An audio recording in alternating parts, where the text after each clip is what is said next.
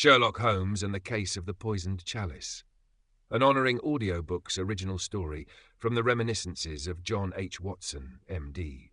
Chapter 1, An Evening of Ill Omen. The perpetual London drizzle, a familiar companion to our escapades, had finally abated as our hansom cab rattled its way through the winding country lanes leading to Hadleigh Manor. It was a journey of some 2 hours from Baker Street, a distance that afforded me ample time to reflect upon the peculiar summons that had drawn us from the comforting familiarity of our lodgings. Lord Ashworth, a name synonymous with old money and impeccable taste, had extended an invitation so grand it bordered on a royal summons, an exclusive dinner party, a gathering of the elite, purportedly to celebrate the recent acquisition of a rather magnificent art piece. Holmes, with that peculiar gleam in his eye that always presaged an intellectual hunt, had accepted with an alacrity that suggested he already smelled a fox in the covert long before the hounds had been unleashed. Hadleigh Manor itself rose from the twilight mists like a monolith of Victorian grandeur. Its formidable stone facade, softened by centuries of ivy, hinted at generations of secrets whispered within its hallowed walls. Turrets pierced the darkening sky, and a myriad of mullioned windows, now ablaze with a warm, inviting glow, beckoned us closer. As our cab crunched upon the gravel drive, I noted the sheer scale of the estate. Manicured gardens stretching into the gloom, ancient oaks standing sentinel, their skeletal branches reaching like grasping claws. The very air seemed thick with history, a prelude to the drama that would soon unfold. A liveried footman, stiff and formal as a porcelain doll, greeted us at the massive oak doors, ushering us into a vestibule of dizzying proportions. The scent of beeswax and old wood mingled with the faint, sophisticated perfume of lilies. My gaze was drawn immediately upwards to the vaulted ceiling, from which hung a colossal crystal chandelier, shimmering with 1,000 points of light, each reflecting the opulent surroundings. Rich tapestries depicting classical hunting scenes adorned the walls, their colours mellowed by time. My companion, however, remained characteristically unmoved by the sheer display of wealth, his eyes darting across the room, taking in every minute detail with an almost unnerving efficiency, his mind, no doubt, already cataloguing every potential clue. "A rather ostentatious display, wouldn't you say, Holmes?" I murmured, adjusting the lapels of my dinner jacket. He offered a curt nod, his gaze fixed on a distant portrait. "Indeed, Watson, a stage set meticulously crafted. One must always observe the stage before the players make their entrance. It often reveals more than their rehearsed lines." We were led to the grand drawing-room, a cavernous space where the evening's guests had already begun to congregate. The murmur of polite conversation, punctuated by the clinking of glasses and the rustle of silk, filled the air. Lord Ashworth, a man whose silver hair and neatly trimmed beard gave him an air of distinguished benevolence, stood near the roaring fireplace, greeting each arrival with a warm, if somewhat practised, smile. He was a man of medium height, with a surprisingly firm handshake and eyes that, despite their geniality, held a guarded quality. "Ah, Mr. Holmes. Dr. Watson, a true pleasure to have you grace Hadleigh Manor," Lord Ashworth boomed, extending a hand to each of us. "I trust your journey was not too arduous?" "On the contrary, Lord Ashworth," Holmes replied, his voice calm and even. "The country air is a welcome respite from the perpetual fog of Baker Street. Your manor is quite magnificent." "Thank you, Mr. Holmes, thank you. A humble abode, but one I cherish." His gaze lingered on Holmes for a moment longer than strictly necessary, a flicker of something unreadable in his eyes, before he turned to usher us deeper into the throng. The room was a veritable gallery of London's high society, each individual a study in carefully constructed appearances. I recognised a few faces from society papers and occasional medical consultations. There was Sir Charles Davenport, a celebrated industrialist known for his shrewd dealings and an almost legendary aversion to public scrutiny. He was a large man, almost corpulent, with a florid complexion and a booming laugh that seemed to fill every corner of the room. He stood by the French windows, holding a glass of sherry, engaged in a rather animated discussion with a younger, equally robust gentleman whom I did not recognise. Nearby, perched delicately on an antique chaise lounge like a rare bird, was Lady Eleanor Beaumont. Her reputation as a society grande dame, sharp-witted and sharper-tongued, preceded her. She was clad in a gown of deep emerald silk, her white hair piled high, and her gaze, though seemingly benign, seemed to miss nothing. She held court with an air of amused condescension, her fan fluttering with deliberate grace as she dispensed thinly veiled critiques of the other guests. Across the room, standing slightly apart from the main clusters, was Mr. Alistair Croft. Croft was a man of letters, a renowned scholar of ancient languages and arcane histories, but he had a gaunt, almost spectral quality, as if he spent too much time poring over dusty tomes in dimly lit libraries. His spectacles perched precariously on his nose, and he seemed more interested in the patterns of the Persian rug beneath his feet than the dazzling company around him. There was a quiet intensity about him, a sense of hidden depths. He clutched a slim volume, occasionally opening it to read a line or two, entirely oblivious to the social dance around him.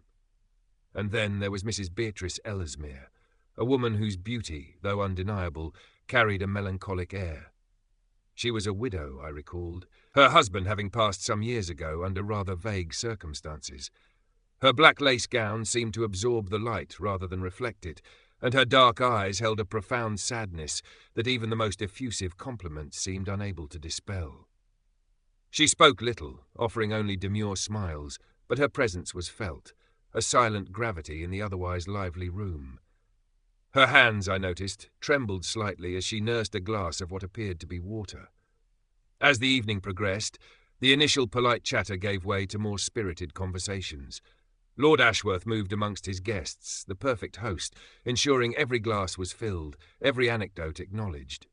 It was during one such round that he approached a display cabinet, its glass doors gleaming, within which rested an object of singular beauty, a silver chalice, intricately carved, its surface gleaming with an ancient patina. "My dear friends," Lord Ashworth announced, his voice carrying easily across the room, "may I have your attention for a moment? I wish to share a recent acquisition that I believe encapsulates the spirit of this evening, a blend of history, artistry, and a touch of the enigmatic." All eyes turned to the chalice.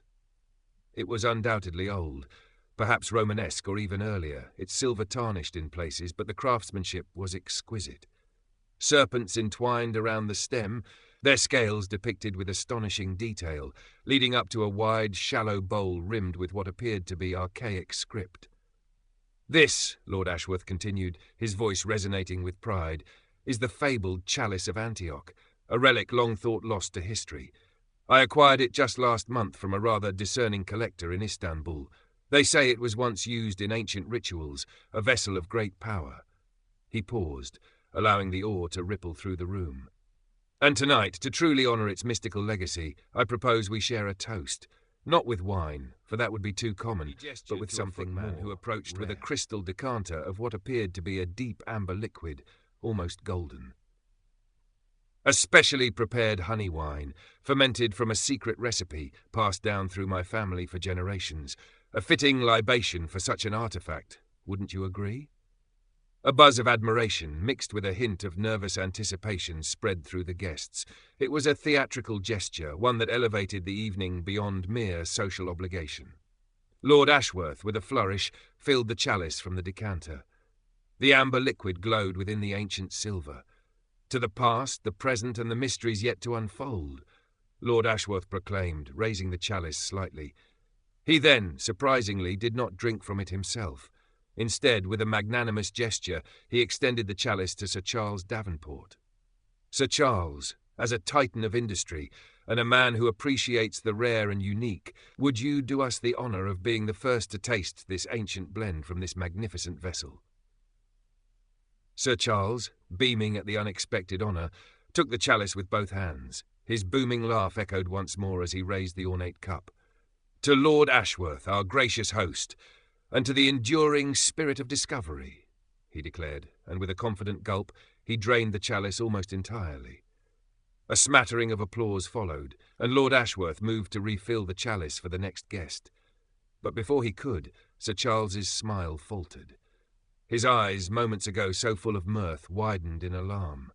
A guttural sound, halfway between a gasp and a choke, escaped his lips.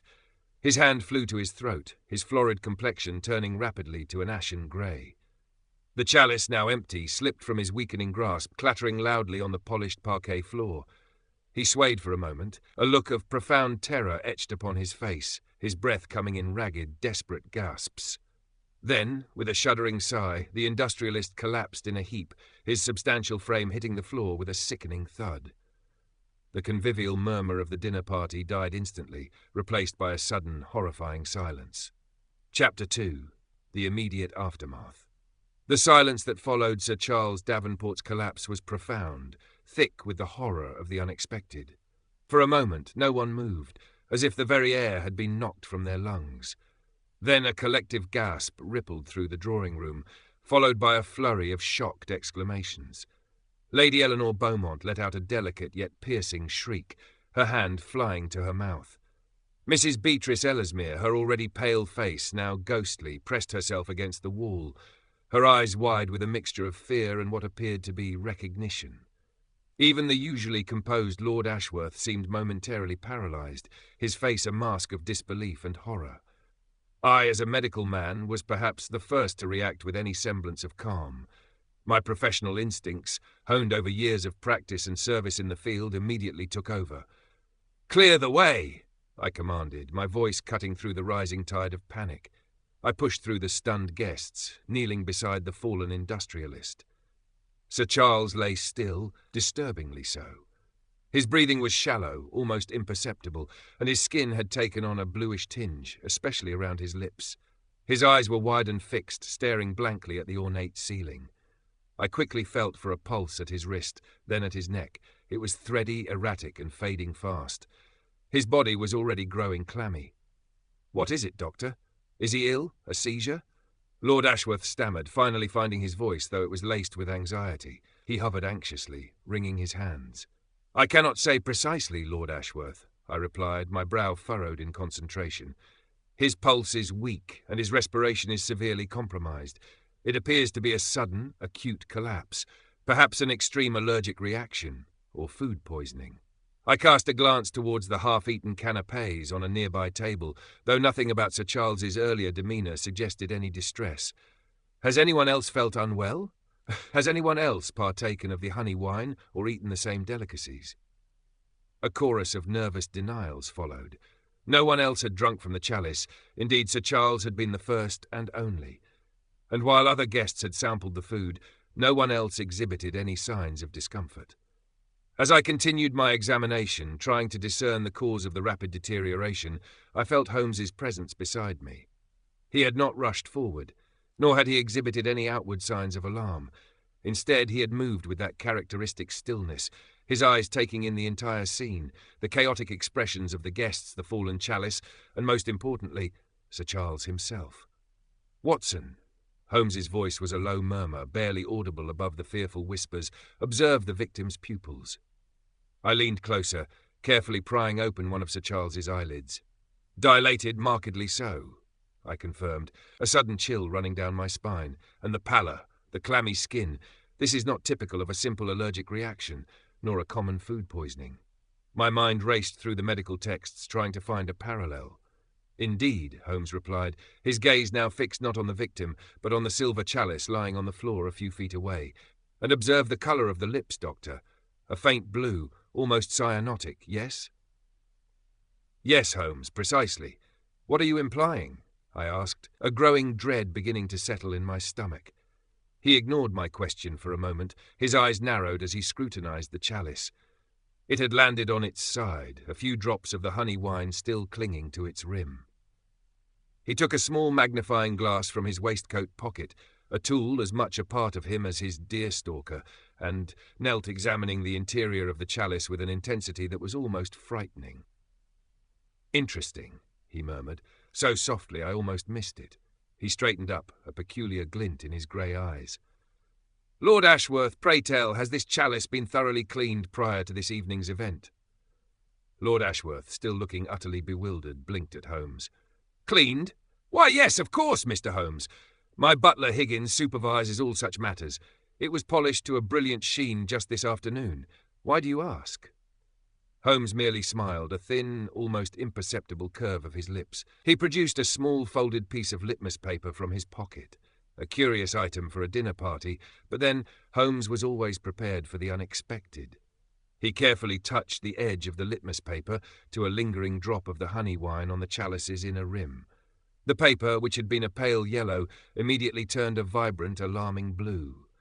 A gasp, sharper and more definitive than Lady Eleanor's earlier shriek, escaped my own lips. "Holmes, that indicates an alkaline substance, a strong one." My medical training screamed at me. Alkaloids, poisons. "Precisely, Watson," Holmes said, rising to his full height, the litmus paper held delicately between his thumb and forefinger, a silent, damning testament. His voice, though still calm, now carried an undeniable edge of authority, cutting through the lingering tension in the room. "Sir Charles Davenport has not succumbed to a culinary misadventure or a sudden bodily revolt. He has been poisoned." The pronouncement hung in the air, cold and stark, like a sudden winter frost. A low moan escaped Mrs. Beatrice Ellesmere's lips, and she sank onto the nearest armchair, burying her face in her hands. Lady Eleanor Beaumont clutched her throat, as if a ghostly hand had just squeezed. Who had remained detached even in the immediate aftermath of the collapse, now slowly raised his head, his gaunt face revealing a flicker of something akin to morbid fascination. Lord Ashworth, however, seemed to deflate, his earlier geniality utterly obliterated. His shoulders sagged, and he looked from Holmes to the chalice, then to the still form of Sir Charles Davenport on the floor, his eyes filled with a terrifying comprehension. "Poisoned," he whispered, the word a horrified exhalation. "In my home? Impossible. Who would commit such a heinous act?" His voice rose, tinged with disbelief and outrage. Holmes's gaze swept across the assembled guests, each face a canvas of shock, fear, and in some cases a carefully concealed neutrality. "That, Lord Ashworth," he said, his voice now ringing with the clarity of undeniable truth, "is precisely what we are here to discover." Chapter 3, The Web of Relationships. The immediate chaos subsided into a tense, suffocating silence. Holmes's declaration of murder had transformed the glittering drawing room from a bastion of polite society into a crucible of suspicion. The flickering gaslights now seemed to cast long, accusatory shadows, and the scent of lilies felt suddenly cloying, tinged with the faint, metallic tang of dread.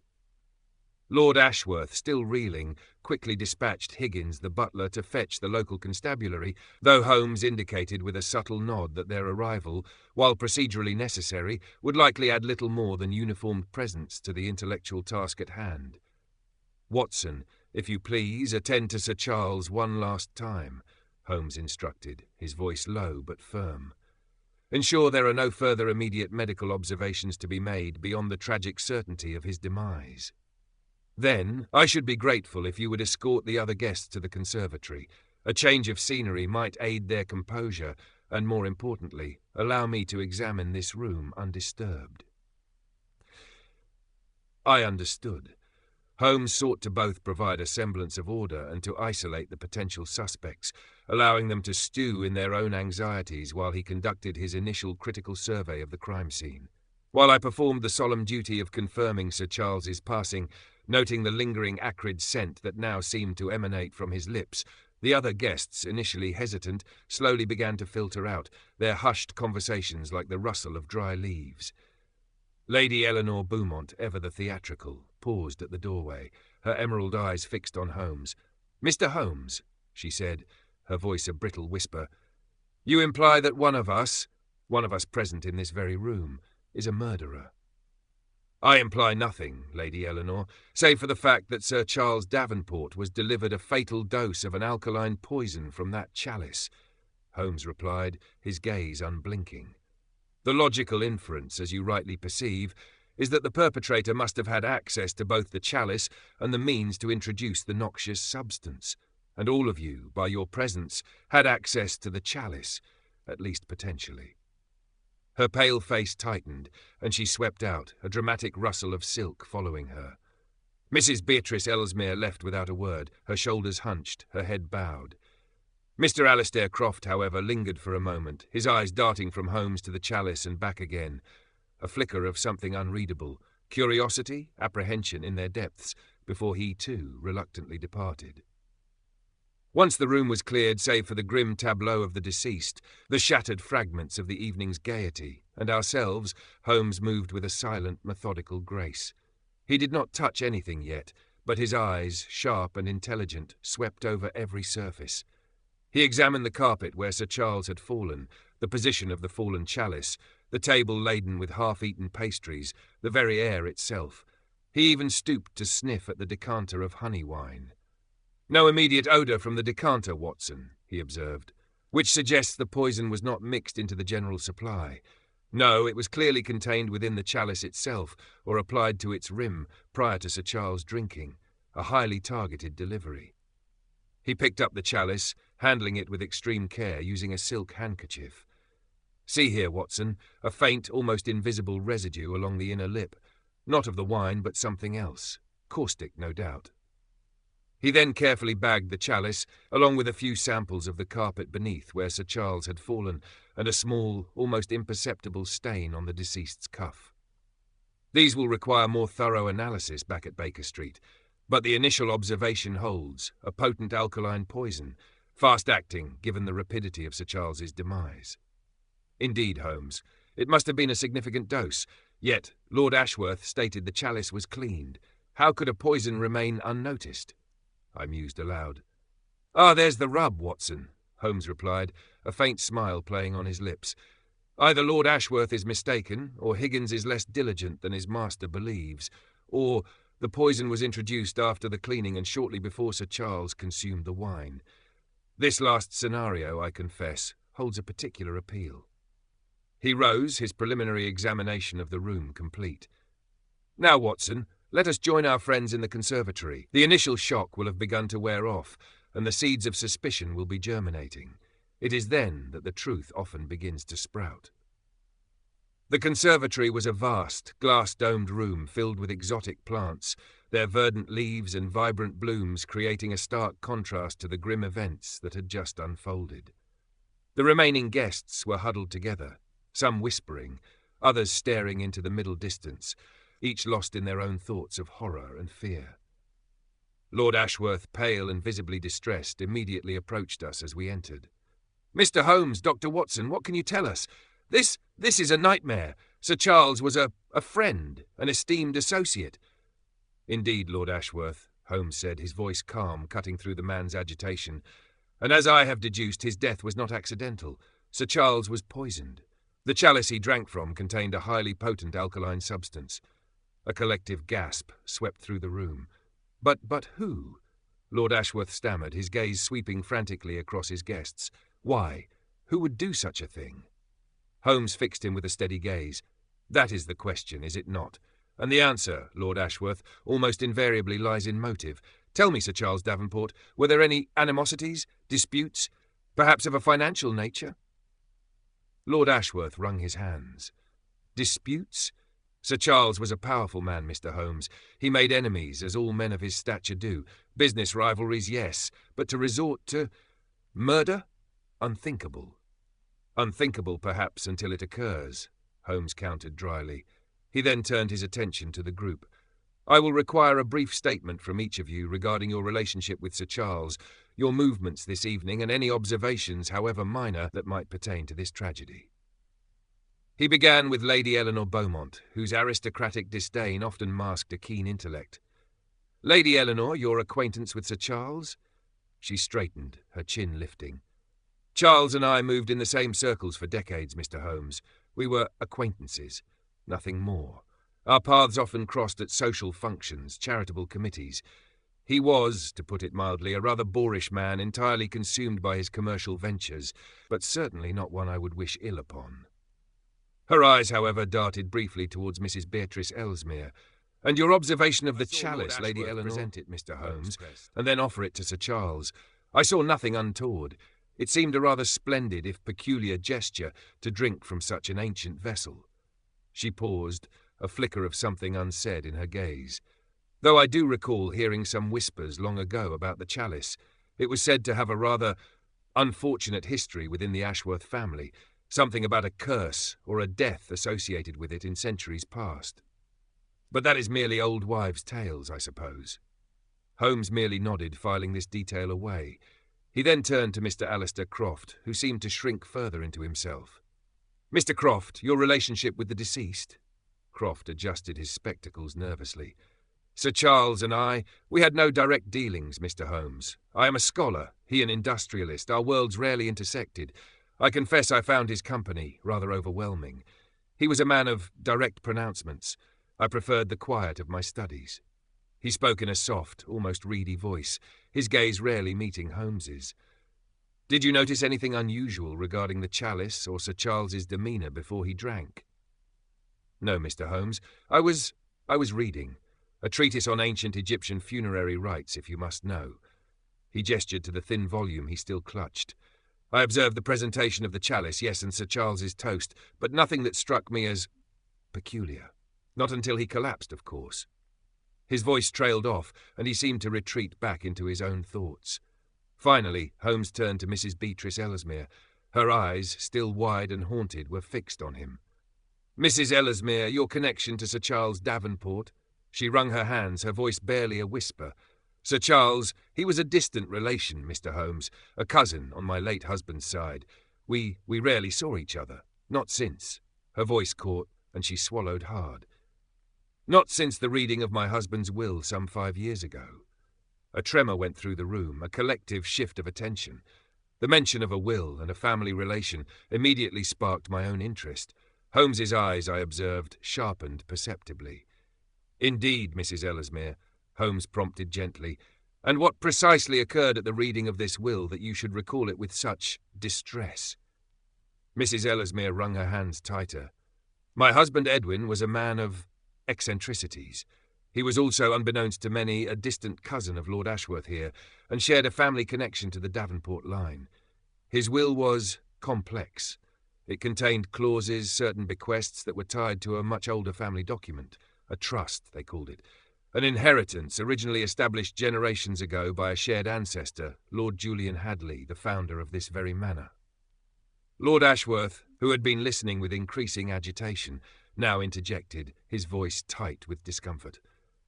"Beatrice, there is no need to dredge up old family disputes. This is hardly relevant to poor Charles's demise." "On the contrary, Lord Ashworth," Holmes interjected smoothly, his gaze never leaving Mrs. Ellesmere, "matters of inheritance, especially those entangled with old family trusts and distant relations, often prove to be highly relevant. Please, Mrs. Ellesmere, continue." Mrs. Ellesmere took a deep, shaky breath, as if steeling herself. "Edwin's will stipulated that certain assets, including a substantial sum of money and a collection of rare antiquities, would pass to Sir Charles Davenport, unless Sir Charles failed to meet a specific, rather arcane condition tied to this ancient Hadleigh Trust. If he failed, the inheritance would then revert to my husband's closest surviving blood relative, who was not a direct descendant of the main Davenport line, which, oddly enough, was me." A cold silence descended. The implications were staggering. If Sir Charles had failed a condition, or somehow been removed, a significant fortune would have passed to Mrs. Ellesmere. And now Sir Charles was dead. "And what was this arcane condition, Mrs. Ellesmere?" Holmes asked, his voice betraying no emotion. It was tied to the chalice, Mr. Holmes," she whispered, her eyes widening in renewed terror. "The chalice of Antioch. The trust specified that if the chalice, which was believed lost, was ever recovered and presented to the current head of the Hadleigh line, Lord Ashworth, and if Sir Charles Davenport was present and acknowledged its authenticity, then his claim to the inheritance would be confirmed. But if he failed to acknowledge it, or if anything untoward happened to him in its presence, the inheritance would revert. My husband was a scholar of obscure history, obsessed with such things. He believed the chalice held a family curse." My breath caught in my throat. The pieces were beginning to align, forming a chilling pattern. Lord Ashworth himself had presented the chalice, bringing Sir Charles into its immediate proximity, fulfilling the first part of the condition. And then Sir Charles had died. Holmes, his eyes gleaming with the thrill of the chase, turned slowly, his gaze sweeping over the faces of Lord Ashworth, Lady Eleanor, and even the seemingly detached Mr. Croft. A secret inheritance, tied to an ancient artifact, and a death that neatly redirects the fortune. The plot, it seems, thickens with every breath taken in this manner. "This is preposterous," Lord Ashworth blustered, his face flushed. "My family trust has nothing to do with this. It is an archaic document, a mere curiosity." "Perhaps, Lord Ashworth," Holmes said, his voice quiet but firm, "or perhaps it is the very key to unlocking this tragedy. For if the Chalice's presentation activated a clause in this trust, and Sir Charles's unfortunate demise then triggered a redirection of significant assets, well, then we have not merely a death, but a carefully orchestrated murder with a motive as old as the family itself." He paused, allowing the gravity of his words to settle upon the shell-shocked guests. "The local constabulary will conduct their interviews, of course. But make no mistake, what happened here tonight was no accident. Sir Charles Davenport was murdered, and the motive, I suspect, lies deeply buried within the tangled roots of the Ashworth and Davenport family trees, and the long-lost secret of this very manor." The air in the conservatory grew heavy, suffocating. Each guest looked at the other, a silent accusation passing between them. Holmes, meanwhile, simply stood, a solitary figure amidst the grand foliage, his keen mind already sifting through the layers of deceit, preparing for the arduous task of unravelling the tangled web of family secrets and ancient curses that culminated in the case of the poisoned chalice. The first act had closed, but the play, I knew, had only just begun. Chapter 4. The Manor's Silent Watchers. The arrival of Inspector Lestrade from Scotland Yard, roughly an hour after Higgins's frantic summons, brought with it a familiar air of bluster and well-meaning inefficiency. He strode into the drawing-room, his broad shoulders and even broader smile radiating an almost theatrical confidence, which, I knew from long experience, often concealed a lamentable lack of insight. He took in the grim scene, Sir Charles Davenport's still form, now respectfully covered by a silk sheet, the scattered remnants of a grand dinner party, and Holmes, standing by the fireplace with that peculiar, almost detached air of contemplation. "Holmes! Watson! What a frightful business this is!" Lestrade exclaimed, his gaze sweeping over the room before settling on my companion. "Lord Ashworth's butler telephoned, said there was a sudden collapse. Poison, you say, Holmes? You've been quick off the mark, as usual." "The initial tests were conclusive, Inspector," Holmes replied, his tone administered via the Chalice of Antioch. "A murder, not an accident." Lestrade's eyebrows shot up. "Murder, eh? Good heavens! And here at Hadleigh Manor, no less. Lord Ashworth will be beside himself. Well, no matter. Scotland Yard will soon get to the bottom of this. My men will secure the scene, begin their questioning. You've no doubt already poked about, Holmes? Any preliminary deductions for us poor plodders?" Holmes merely offered a thin smile. "Indeed, Inspector, I have made a few preliminary observations. The chalice, which I have carefully bagged, requires detailed chemical analysis. I would suggest you ensure it is transported with the utmost care to your forensic laboratory." He gestured to the small silk-wrapped package he had placed on a side table. "Beyond that, the immediate cause of death, while clear, yields little as to the perpetrator. That, Inspector, lies in the motive, and the motive, I strongly suspect, is rooted in a rather ancient family trust connected to this very manor." Lestrade scoffed. "Family trust? Come, Holmes, don't tell me we're chasing ghosts and ancient curses now. Murder is a practical business, usually about money or passion, or both." "Precisely, Inspector. And money, particularly large sums of it, often flows through the channels of inheritance, which can sometimes be convoluted," Holmes retorted, his eyes holding a familiar spark of amusement at Lestrade's dismissal. "For the moment, however, I should be most grateful if your men would conduct the initial interviews with the staff. I have already spoken to the guests, whom I have asked to remain in the conservatory. Watson and I will begin our deeper investigation into the immediate circumstances surrounding the chalice's presentation." Lestrade, though clearly eager to take command, recognised the inherent value of Holmes's rapid deductions. "Very well, Holmes, but mind you, don't go upsetting the local gentry too much before I've had a chance to put them at their ease."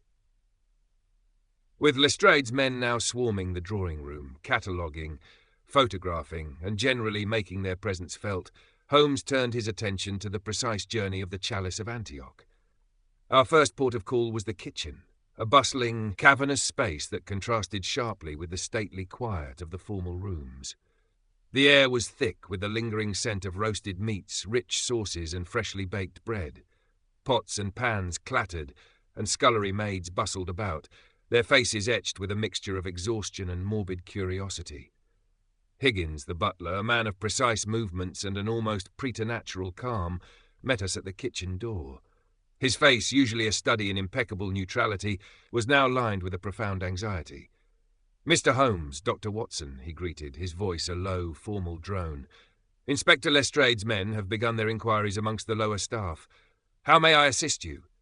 "Higgins," Holmes began, his gaze sweeping over the polished copper pots and gleaming silver utensils. "I understand you were responsible for the preparation of the Chalice of Antioch this afternoon. Can you describe the process in detail?" "Certainly, sir," Higgins replied, his spine ramrod straight. "The chalice was retrieved from the display cabinet in the drawing-room at precisely 3 o'clock. I personally oversaw its cleaning. It was given to Mrs. Dobson, our head housemaid, who polished it with a special silver polish, then rinsed it thoroughly with hot water and dried it with a soft chamois cloth. I then inspected it myself, ensuring it was free of any tarnish or residue, and placed it back in the cabinet. It remained there until Lord Ashworth retrieved it for the toast this evening." "And at what time did Lord Ashworth retrieve it?" Holmes asked, his eyes fixed on Higgins's unwavering gaze. "Approximately 8:15, sir, just prior to the planned toast. He took it himself from the cabinet, brought it to the serving table, and the decanter of honey wine was then brought out by young Thomas, one of the footmen. So, from the moment it was cleaned and returned to the cabinet, until Lord Ashworth retrieved it, it was untouched." Higgins hesitated for a fraction of a second, so imperceptible that only Holmes, with his hawk-like observation, would have noticed. "Yes, sir, to my knowledge. The cabinet is locked, of course, and Lord Ashworth carries the key." "Indeed," Holmes murmured, a faint frown creasing his brow. "And the honey wine? Where was it kept?" "In the cellar, sir, in a locked vault," Higgins explained. "It is a very old family recipe, highly prized cloth. Only Lord Ashworth and I have access to the vault. I retrieved the decanter myself approximately 10 minutes before it was served and placed it on the serving tray for young Thomas to bring out." "So the wine itself was secure," Holmes mused aloud, more to himself than to Higgins, "and the chalice was secure, locked in its cabinet, with Lord Ashworth holding the key." He paused, his gaze fixed on Higgins. "Yet Sir Charles Davenport died from poison administered via that chalice. Someone, Higgins, managed to introduce a toxic substance to that vessel. If Lord Ashworth held the key and you oversaw the cleaning and security, how do you explain this?" Higgins's composure finally cracked, a tremor running through his usually impassive face. "Sir, I have no explanation. It defies all logic. I assure you the chalice was pristine when I returned it to the cabinet, and Lord Ashworth, he would never." "Perhaps not, Higgins," Holmes said, cutting him off smoothly. "But the facts remain. Now tell me, were there any moments, however brief, when the cabinet or the chalice might have been out of your direct line of sight or Lord Ashworth's between 3 p.m. and 8:15 p.m. Higgins looked uncomfortable. "Well, sir, not entirely out of my sight, but the drawing-room was being prepared for the dinner. Staff were coming and going, laying out the canapes, arranging the flowers. For a few minutes, perhaps, while I was supervising the dining-room arrangements, the drawing-room might have been less actively supervised. But surely no one would dare to tamper with Lord Ashworth's prized possession in plain sight." "One often finds the most audacious acts are committed in plain sight, Higgins," Holmes said, his eyes gleaming with a sudden insight. "The very audacity provides a cloak of invisibility." He then dismissed Higgins, thanking him for his forthrightness. As we left the kitchen, Holmes's steps were purposeful. "The key, Watson," he explained, "is not merely who could have done it, but who did it without arousing suspicion. Higgins's testimony is vital. It points to a narrow window of opportunity, that brief period when the drawing-room, though busy, was not under direct vigilant supervision. And the poisoner would need to be someone with a profound knowledge of the manor's routine, he thought, or someone bold enough to act swiftly and without hesitation." "But the locked cabinet, Holmes," I pressed. "Lord Ashworth has the key, unless he—" "No, that's unthinkable." "Unthinkable, but not impossible, Watson. However, let us consider other possibilities first. A second key, perhaps? A duplicate? Or, more cunningly, a method of introducing the poison without unlocking the cabinet? Could it have been applied to the exterior of the chalice, perhaps on the rim, and then transferred when Sir Charles drank? That would explain why Higgins found it clean after polishing, and why the poison only affected Sir Charles. My medical mind raced. A contact poison, then? Something that could be absorbed through the mucous membranes of the mouth, or even ingested with a small amount of liquid. That would fit the rapid onset of symptoms. It shall require a more detailed, precise chemical analysis, but the working hypothesis stands. A targeted, swift-acting alkaline poison applied to the chalice, perhaps to its inner rim, at some point after its cleaning and before Sir Charles drank from it. And the window for this application, according to Higgins, was when the drawing-room was busy with preparations, yet not under direct supervision. Holmes paused by the doorway of the drawing-room, his gaze sweeping over the freshly arrived constabulary, their movements ponderous and predictable. Now, to truly understand the venom that courses through this family, we must return to the conservatory and delve deeper into the serpent's nest. Chapter 5. Shadows in the Conservatory. The atmosphere in the conservatory remained thick with unspoken fear and suspicion. The exotic plants, once a symbol of Lord Ashworth's cultivated taste, now seemed to lean in like silent, verdant gossips observing the unfolding drama. As Holmes and I re-entered, the guests stiffened, their nervous glances betraying their agitated states. Lestrade's initial interviews with the staff had already begun, but it was clear that the true unravelling would come from Holmes's probing. Holmes wasted no time, his gaze settling first on Lord Ashworth, who sat hunched in a wicker chair, his face pale and drawn. "Lord Ashworth, we spoke earlier of the Hadleigh Trust. I understand it is a document of considerable antiquity, establishing an inheritance linked to this very manor and, crucially, to the Chalice of Antioch." Lord Ashworth sighed, running a hand through his silver hair. "It is, Mr. Holmes, a rather arcane piece of family history, drafted by my ancestor Julian Hadleigh in the late 17th century, a man of considerable eccentricity and a firm believer in the mystical properties of certain artifacts. He acquired the chalice, or what he believed to be it, and wove it into the fabric of his will. For generations it was dismissed as a flight of fancy, an amusing family legend. The chalice itself was believed lost for centuries. "Until you acquired it, Lord Ashworth," Holmes interjected softly. "Just last month from Istanbul, you said?"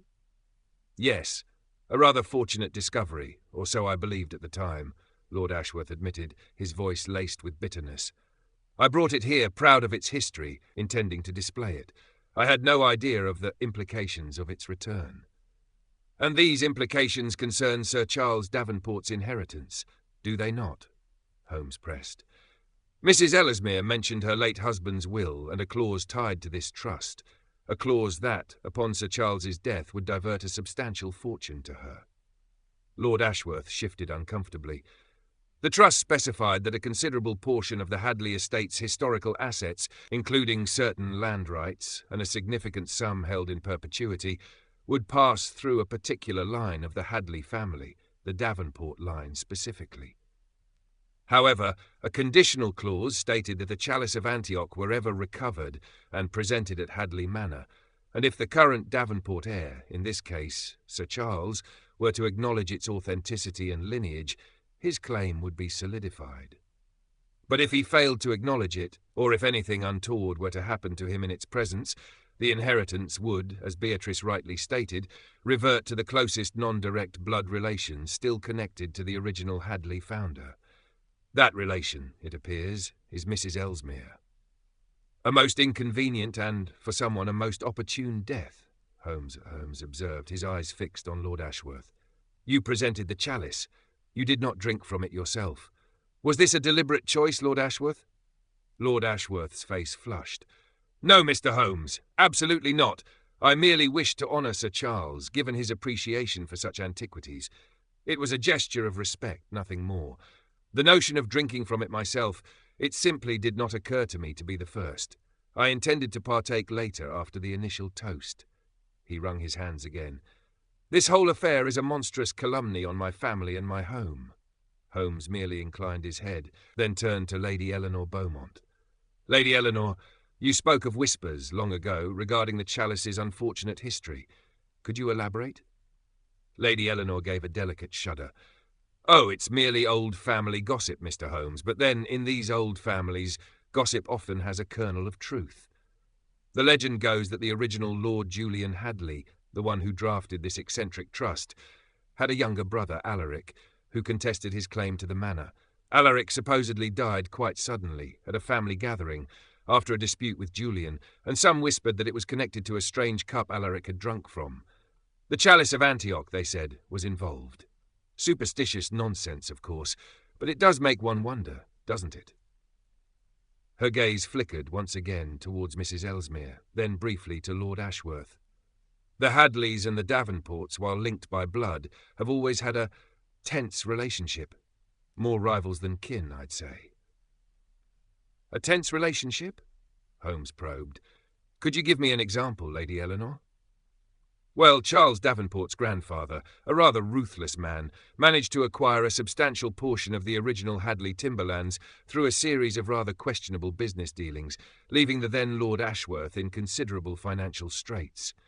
It was a bitter blow, and the animosity, though buried under layers of polite society, has always simmered beneath the surface. It was well known that Lord Ashworth, despite his outward geniality, harboured a deep-seated resentment towards the Davenport family for that historical wrong. Lady Eleanor's voice, though outwardly composed, held a distinct edge of relish as she recounted this old slight. Holmes absorbed this, then turned to Mr. Alistair Croft. Mr. Croft, your studies are of ancient history. Are you familiar with the Chalice of Antioch, beyond what Lord Ashworth has stated? Croft looked up, startled, as if yanked from a deep reverie. The Chalice of Antioch? Ah, yes. A fascinating artifact, though much debated among scholars. Its authenticity, its true origin, is often questioned. There are several purported Chalice of Antioch artifacts in various private collections and museums. The one Lord Ashworth possesses, it bears some of the hallmarks of the period, certainly, but its provenance is, shall we say, less than definitively proven through historical records I have encountered. The script, for instance, appears to be a pastiche of several ancient languages, rather than a single coherent text. He paused, adjusting his spectacles. I found it rather disingenuous, actually, to present it as the fabled original without more rigorous verification. A subtle shift occurred in Holmes's expression. Disingenuous, Mr. Croft? A strong word. Did you voice these concerns to Lord Ashworth? Croft hesitated. Not directly, Mr. Holmes. It seemed impolite given the celebratory nature of the evening, and Lord Ashworth seemed so enamoured with his acquisition. But I did mention, in passing, to Sir Charles earlier this evening, that the Chalice's historical claims were somewhat tenuous. He merely laughed and said he cared more for its aesthetic value than its dusty history. This was a critical detail. Sir Charles had been told, even if indirectly, that the Chalice might not be authentic. Yet he had still drunk from it. Or had he? Finally, Holmes turned to Mrs. Beatrice Ellesmere, her eyes still red-rimmed but now holding a flicker of something new, perhaps a dawning hope or a terrible realization. The terms of your late husband Edwin's will are clear. If Sir Charles failed to acknowledge the Chalice, or if something untoward happened to him in its presence, the inheritance would revert to you. Did your husband, a scholar of obscure history, provide any further context to this clause? Any insights into its arcane nature? Mrs. Ellesmere nodded slowly. Edwin was obsessed with the Hadleigh Trust. He believed that the original Lord Julian Hadleigh had a morbid fascination with ancient poisons and their use in ritualistic contexts. Edwin discovered old family letters, cryptic entries in a forgotten ledger here at the manor, suggesting that the condition wasn't merely about acknowledgement, but about the spirit of the Chalice's historical use. He believed it was a test, a purification. If someone with a tainted claim drank from it and met an ill fate, it would cleanse the inheritance and revert to a purer lineage. She shuddered. He spoke of it as a curse, Mr. Holmes, a cleansing curse upon the unworthy. A cleansing curse, Holmes repeated, his voice devoid of judgment, merely absorbing the information. And in your husband's estimation, was Sir Charles Davenport unworthy? Mrs. Ellesmere's eyes dropped. Edwin believed Sir Charles, and indeed his line of the Davenports, had acquired their wealth through less than honourable means. He saw them as usurpers of what rightfully belonged to the original Hadleigh bloodline. He often said the inheritance would one day find its true path. The implications were chilling. Edwin Ellesmere, consumed by a scholarly, almost obsessive belief in an ancient curse and a tainted inheritance, had constructed his will to echo those very conditions. And now the conditions had been met. "Tell me, Mrs. Ellesmere," Holmes continued, his voice softer now, "were you aware of the precise terms of your husband's will before his passing? And do you have any knowledge of poisons or chemicals?" She looked up, her eyes wide. "Of course I knew the terms, Mr. Holmes. Edwin discussed everything with me. He was very proud of his scholarly intricacies. As for poisons, no, absolutely not. I know nothing of such dreadful things. I am a woman of letters, like Mr. Croft, not a chemist." She seemed genuinely offended by the suggestion. "My husband handled all such academic pursuits." "Thank you, Mrs. Ellesmere," Holmes said, though his gaze lingered on her for a moment. He then turned to me. "Watson, I believe we have heard enough from our current company for the moment. The local constabulary will no doubt have more questions for them. I suggest we retreat and consolidate our findings." Chapter 6. The Tangled Roots of Inheritance. Back in a quiet study, generously offered by Lord Ashworth, a room filled with towering bookshelves and the scent of aged leather, Holmes paced, his hands clasped behind his back, his brow furrowed in deep thought. I sat by the roaring fire, making notes in my journal, the grim events of the evening still vivid in my mind. "A most intriguing web, Watson, is it not?" Holmes finally broke the silence, his voice a low hum. "On the surface, a simple case of murder by poison. Beneath, a tangled tapestry of ancient feuds, obscure family trusts, and a substantial inheritance hanging in the balance." "Indeed, Holmes," I replied, "Mrs. Ellesmere's revelation regarding her husband's will changes everything. It provides a direct and compelling motive for her, or for someone acting on her behalf, to ensure Sir Charles's demise. If the chalice was presented and Sir Charles died in its presence, she stands to gain a fortune." "A most convenient outcome, yes," Holmes conceded, "but let us not leap to conclusions, my dear fellow. The obvious suspect is often merely the red herring, skillfully laid by the true culprit. Consider the details. Mrs. Ellesmere claims no knowledge of poisons, and the poison itself was alkaline, not an easy substance to handle without some knowledge or specialized equipment. And consider the precision of its application. Only to the chalice, only affecting Sir Charles. But the opportunity, Holmes." I countered. Higgins admitted there was a window of unsupervised time in the drawing room. Anyone could have slipped in and applied the poison, and if Edwin Ellesmere was so obsessed with this cleansing curse, could he have prepared the poison beforehand, perhaps even left instructions for his wife to fulfill his macabre vision? Holmes paused by a globe, tracing a finger across the continents. "A compelling hypothesis, Watson, but it relies on Mrs. Ellesmere being a calculating murderess, or at least a willing accomplice in a posthumous scheme. Her demeanour, while distressed, did not suggest a hardened criminal. Rather, she seemed genuinely terrified and perhaps overwhelmed by the implications of her husband's eccentricities." "What about Lord Ashworth?" I pressed. "He presented the chalice. He didn't drink from it, and Lady Eleanor suggested a long-standing animosity between the Ashworth and Davenport families, stemming from Sir Charles's grandfather's acquisition of the timberlands. Could this be a grand theatrical act of revenge, disguised as a family curse?" "A possibility, certainly," Holmes conceded. "Lord Ashworth has motive, historical grievance, perhaps a lingering resentment over lost family lands. His acquisition of the chalice and its presentation seem almost too perfect, fulfilling the first condition of the trust. His not drinking from it is also suspicious, though he offers a plausible reason. However, if he is the murderer, he has risked a great deal. His reputation, his freedom, his position in society. A man of his standing would rarely resort to such a crude method unless driven to desperation." "And Mr. Croft?" I ventured. He seemed the least interested in the social dynamics. His observations about the chalice's dubious authenticity, however, struck me as significant. Could he be involved somehow? Perhaps he knew the chalice was a fake, but understood its psychological power in the context of the trust. Holmes nodded slowly. "Croft is an enigma. His detachment is either a carefully constructed facade or genuine intellectual absorption. His comment about the chalice's authenticity is indeed noteworthy. If the chalice is a mere imitation, a clever forgery, then its power to activate the trust lies not in its mystical properties, but in the belief placed upon it by the Ashworth and Ellesmere families. And if Croft knew this, he might possess a key piece of information. "But how does he fit into the motive?" I asked. "He gains nothing from Sir Charles's death."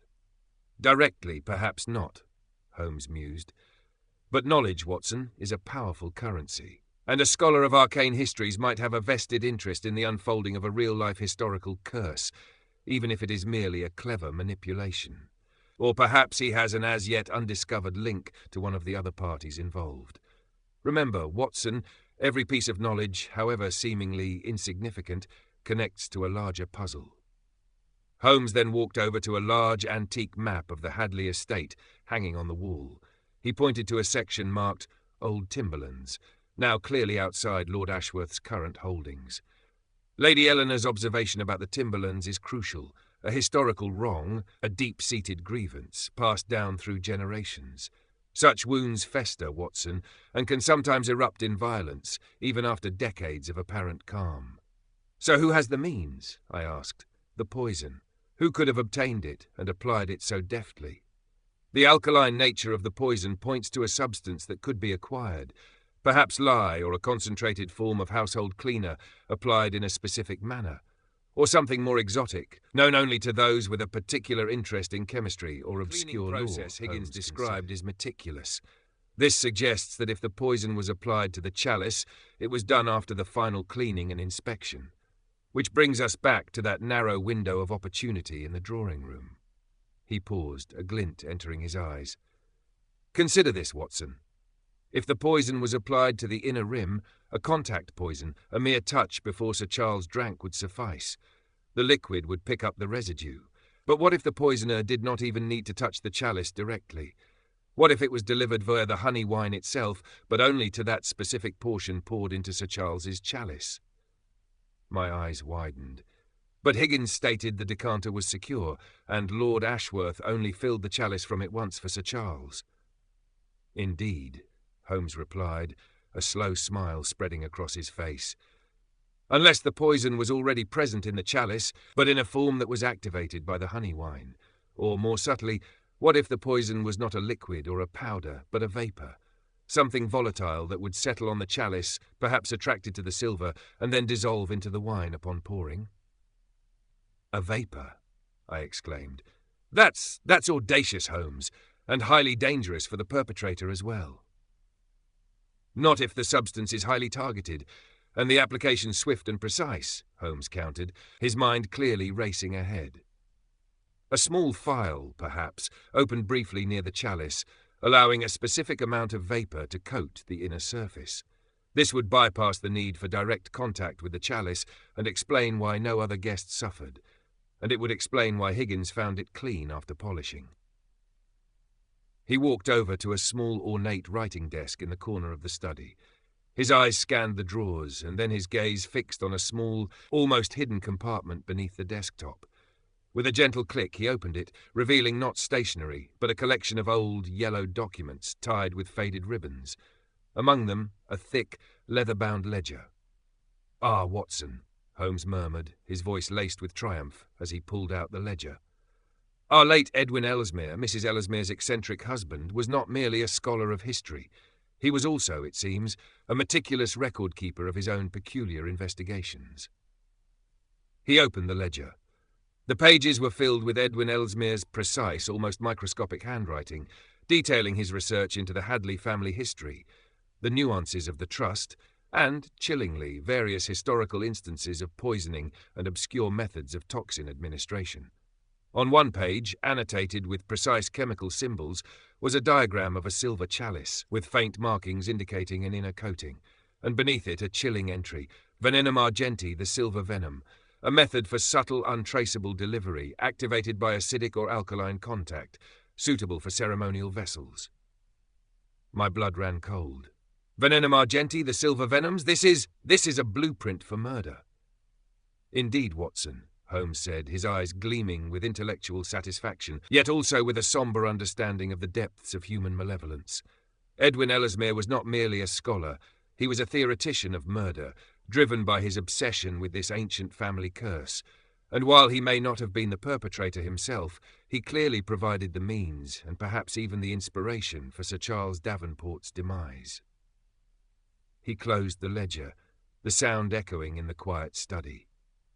The plot, Watson, is not merely about an inheritance, but about a carefully constructed and tragically executed plan, rooted in a family's tortured past. We have our method, and a clearer picture of the motive.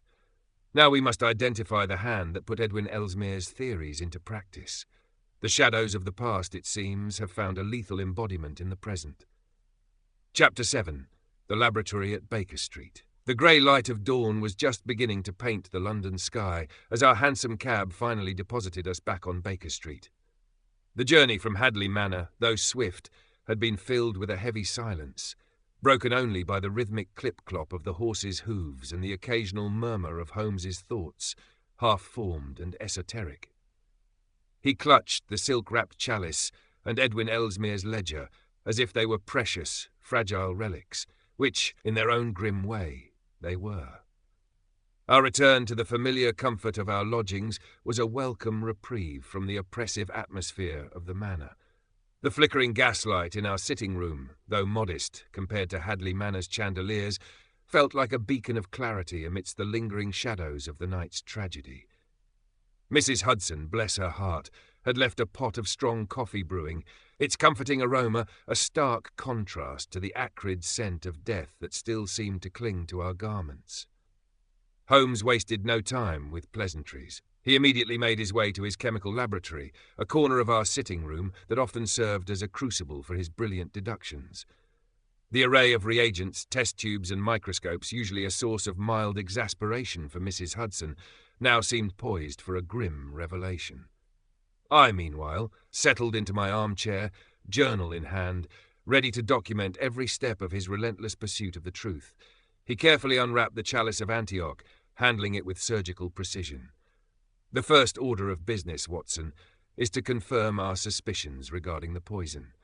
Lestrade's men will be competent enough with their standard reagents, but they lack the finesse required for Venenum Argenti. He donned a pair of thin leather gloves and, using a small, delicate pipette, extracted a minuscule sample of the residue from the inner lip of the chalice. He transferred it to a test tube, adding a drop of a clear, viscous liquid. The solution immediately frothed, emitting a faint, almost imperceptible, wispy vapour.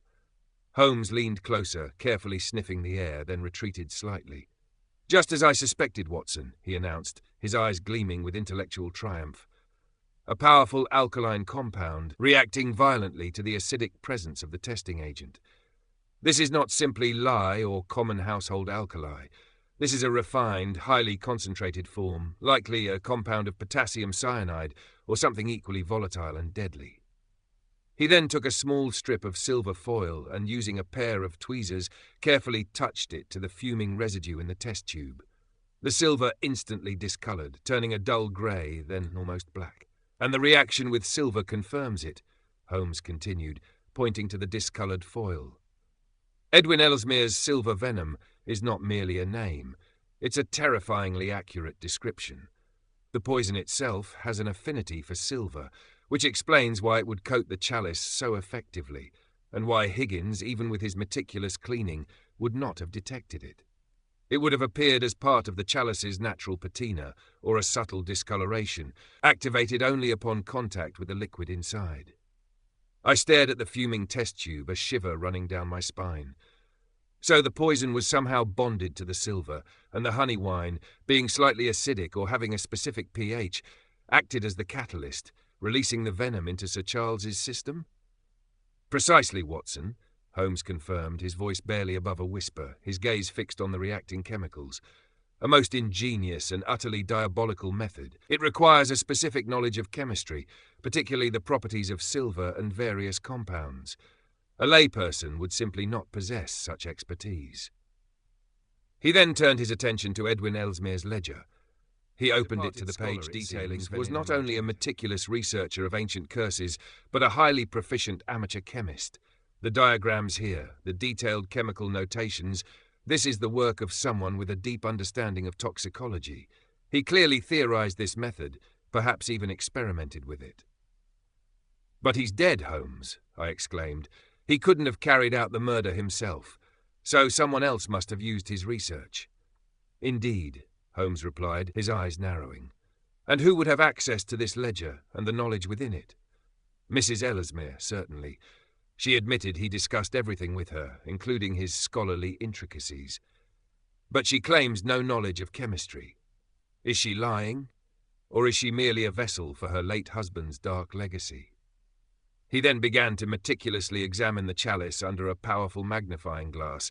He ran his gloved finger along the intricate carvings, pausing at the rim. "See here, Watson," he pointed. "The faintest of scratches, almost invisible to the naked eye, on the inner lip. Not from cleaning, not from age. These appear to be tool marks, as if something was applied, or perhaps even a thin coating was subtly scraped just along this edge." My eyes strained to see. Scratches from what? "From a small, sharp instrument, perhaps," Holmes mused. "One used to apply the silver venom. It suggests a very deliberate, precise application to a specific area, ensuring maximum contact with the liquid upon drinking. This rules out a general vapor release in the room, as I initially considered. The poison was applied directly to the chalice's lip, almost like a lethal glaze." He then returned to Edwin Ellesmere's ledger, flipping through the pages. "Now, who among our suspects possesses the peculiar combination of motive, opportunity, and the intellectual capacity to understand and implement such a sophisticated method? Mrs. Ellesmere has the motive. Lord Ashworth has motive of a different kind, and the opportunity through the cleaning process. Mr. Croft has intellectual capacity, but lacks a clear financial motive. Lady Eleanor has knowledge of the family feuds, but seems unlikely to possess the scientific acumen." "But what if one of them had an accomplice, Holmes?" I suggested. "Someone who did possess the chemical knowledge, perhaps even provided the poison on behalf of a beneficiary?" Holmes paused, a thoughtful expression on his face. "An excellent point, Watson.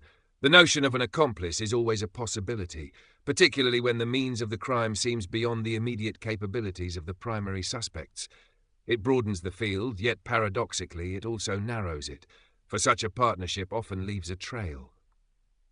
He closed the ledger with a decisive snap. "We have confirmed the poison and the method. The Venenum Argenti is a reality, not merely a theory. Now we must return to Hadleigh Manor. It is time for a second, more pointed round of questioning. Armed with this knowledge, the shadows of the past may finally reveal their perpetrator." Chapter 8. The Uncomfortable Interrogations.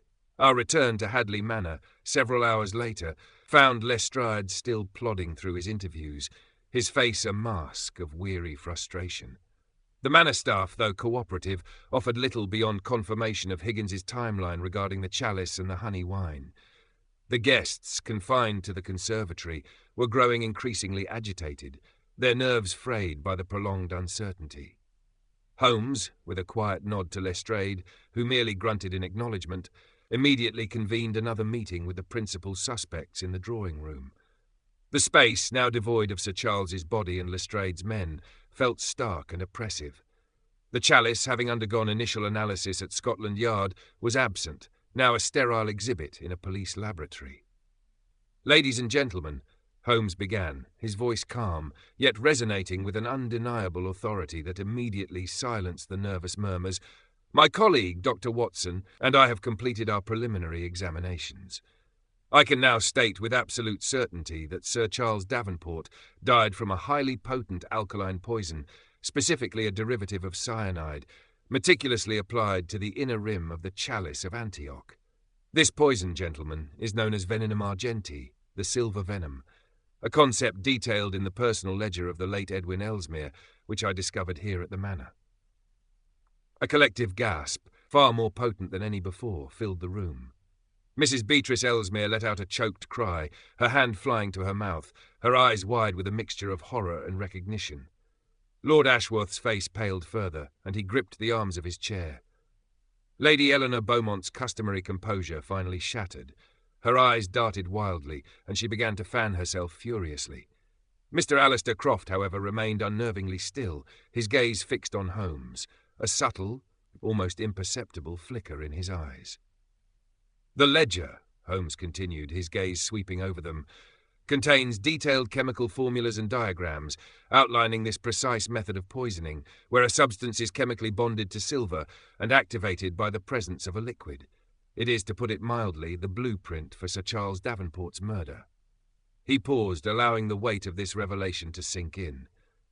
"Mrs. Ellesmere, you stated earlier that your husband discussed his scholarly intricacies with you. Did these intricacies extend to detailed discussions of ancient poisons and their application, as documented in this ledger?" Mrs. Ellesmere looked up, her voice trembling. Edwin was fascinated by such things, Mr. Holmes. He would often read passages aloud, discuss his theories. He truly believed in the cleansing curse tied to the chalice, but I assure you I had no part in this dreadful act. I knew nothing of the practical application of such things. I am no chemist." Her denial was vehement, but her face was etched with terror. "Perhaps not, Mrs. Ellesmere," Holmes said, his voice softer, almost sympathetic. "But did anyone else, to your knowledge, have access to your husband's study or to this ledger after his passing?" She hesitated. "No one regularly. Only myself. But Edwin had many scholarly colleagues who would visit to discuss his research. Some would have known of his unusual interests." "Did Mr. Croft ever visit your husband's study?" Holmes asked, his gaze suddenly piercing. Mrs. Ellesmere's eyes flickered to Mr. Croft. "Yes, Mr. Holmes, he did. Mr. Croft and Edwin shared a passion for arcane texts and historical anomalies. They spent many hours together, poring over ancient documents." All eyes turned to Mr. Alistair Croft. He remained impassive for a moment, then slowly adjusted his spectacles. "Indeed, Mr. Holmes, Edwin was a most stimulating conversationalist. His knowledge of obscure histories was unparalleled." "And his knowledge of obscure poisons, Mr. Croft?" Holmes pressed. "Were you aware of his research into Venenum Argenti?" Croft's thin lips tightened. "I was aware of his theories regarding the alchemical properties of silver and its potential as a vessel for toxins. Edwin often spoke of his theoretical experiments in this regard. He was a man ahead of his time in his understanding of the interaction between elements. But it was purely academic, Mr. Holmes, a philosophical pursuit, not a practical one. And you, Mr. Croft, as a scholar of ancient languages and arcane histories, would you possess the necessary scientific understanding to interpret Edwin Ellesmere's chemical notations and perhaps even reproduce his silver venom?" Holmes's voice was now sharp, direct. Croft's composure wavered, a barely perceptible flush rising on his gaunt cheeks. "My field is history, Mr. Holmes, yes, but to concoct a poison, that is beyond my purview." His voice, however, lacked its earlier detached certainty. Holmes did not pursue Croft further for the moment. Instead, he turned his attention to Lord Ashworth. "You acquired the Chalice of Antioch recently. What precisely was its provenance? Who was this discerning collector in Istanbul?" Lord Ashworth seemed to brace himself. "The collector was a Mr. Idris Pasha, a notorious dealer in antiquities with a reputation for acquiring pieces of questionable origin. I paid a considerable sum for it. I believed it to be genuine. Its history, the stories associated with it, they added to its allure." "And Mr. Croft's assessment of its authenticity?" Holmes prompted. "He believes the chalice to be a sophisticated forgery, a pastiche of ancient scripts designed to appear authentic but lacking true historical lineage." Lord Ashworth's eyes widened in genuine shock. "A forgery? Impossible. Pasha assured me he guaranteed its authenticity." He looked genuinely distraught, not merely at the idea of being swindled, but at the potential unravelling of his grand acquisition. "The authenticity of the chalice, Lord Ashworth, is perhaps irrelevant to its function in the trust, as Mrs. Ellesmere's husband clearly believed that belief in its power was paramount," Holmes explained. "However, it does raise questions about Mr. Pasha's practices and perhaps his connections. Did anyone accompany you on this trip to Istanbul or assist you in the acquisition?" Lord Ashworth shook his head. "No, Mr. Holmes, I travelled alone. It was a private matter. Only my solicitor was aware of the true purpose of the journey." Holmes then turned to Lady Eleanor. "Lady Eleanor, you spoke of the long-standing animosity between the Hadleighs and the Davenports. Did you, or anyone you know, ever express a desire to see the Davenport line dispossessed of their inherited wealth, perhaps seeing it as a rectification of past wrongs?" Lady Eleanor stiffened.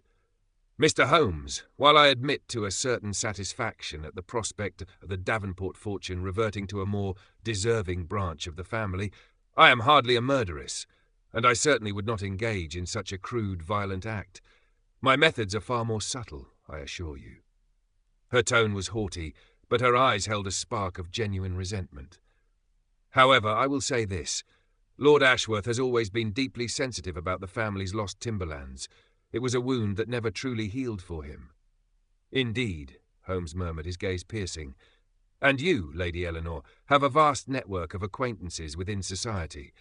Do any of them possess a particular interest in poisons or arcane chemistry, or have connections to unscrupulous antiquities dealers such as Mr. Idris Pasha?" Lady Eleanor's jaw tightened. "Mr. Holmes, you stretch the bounds of propriety. My acquaintances are of the highest calibre."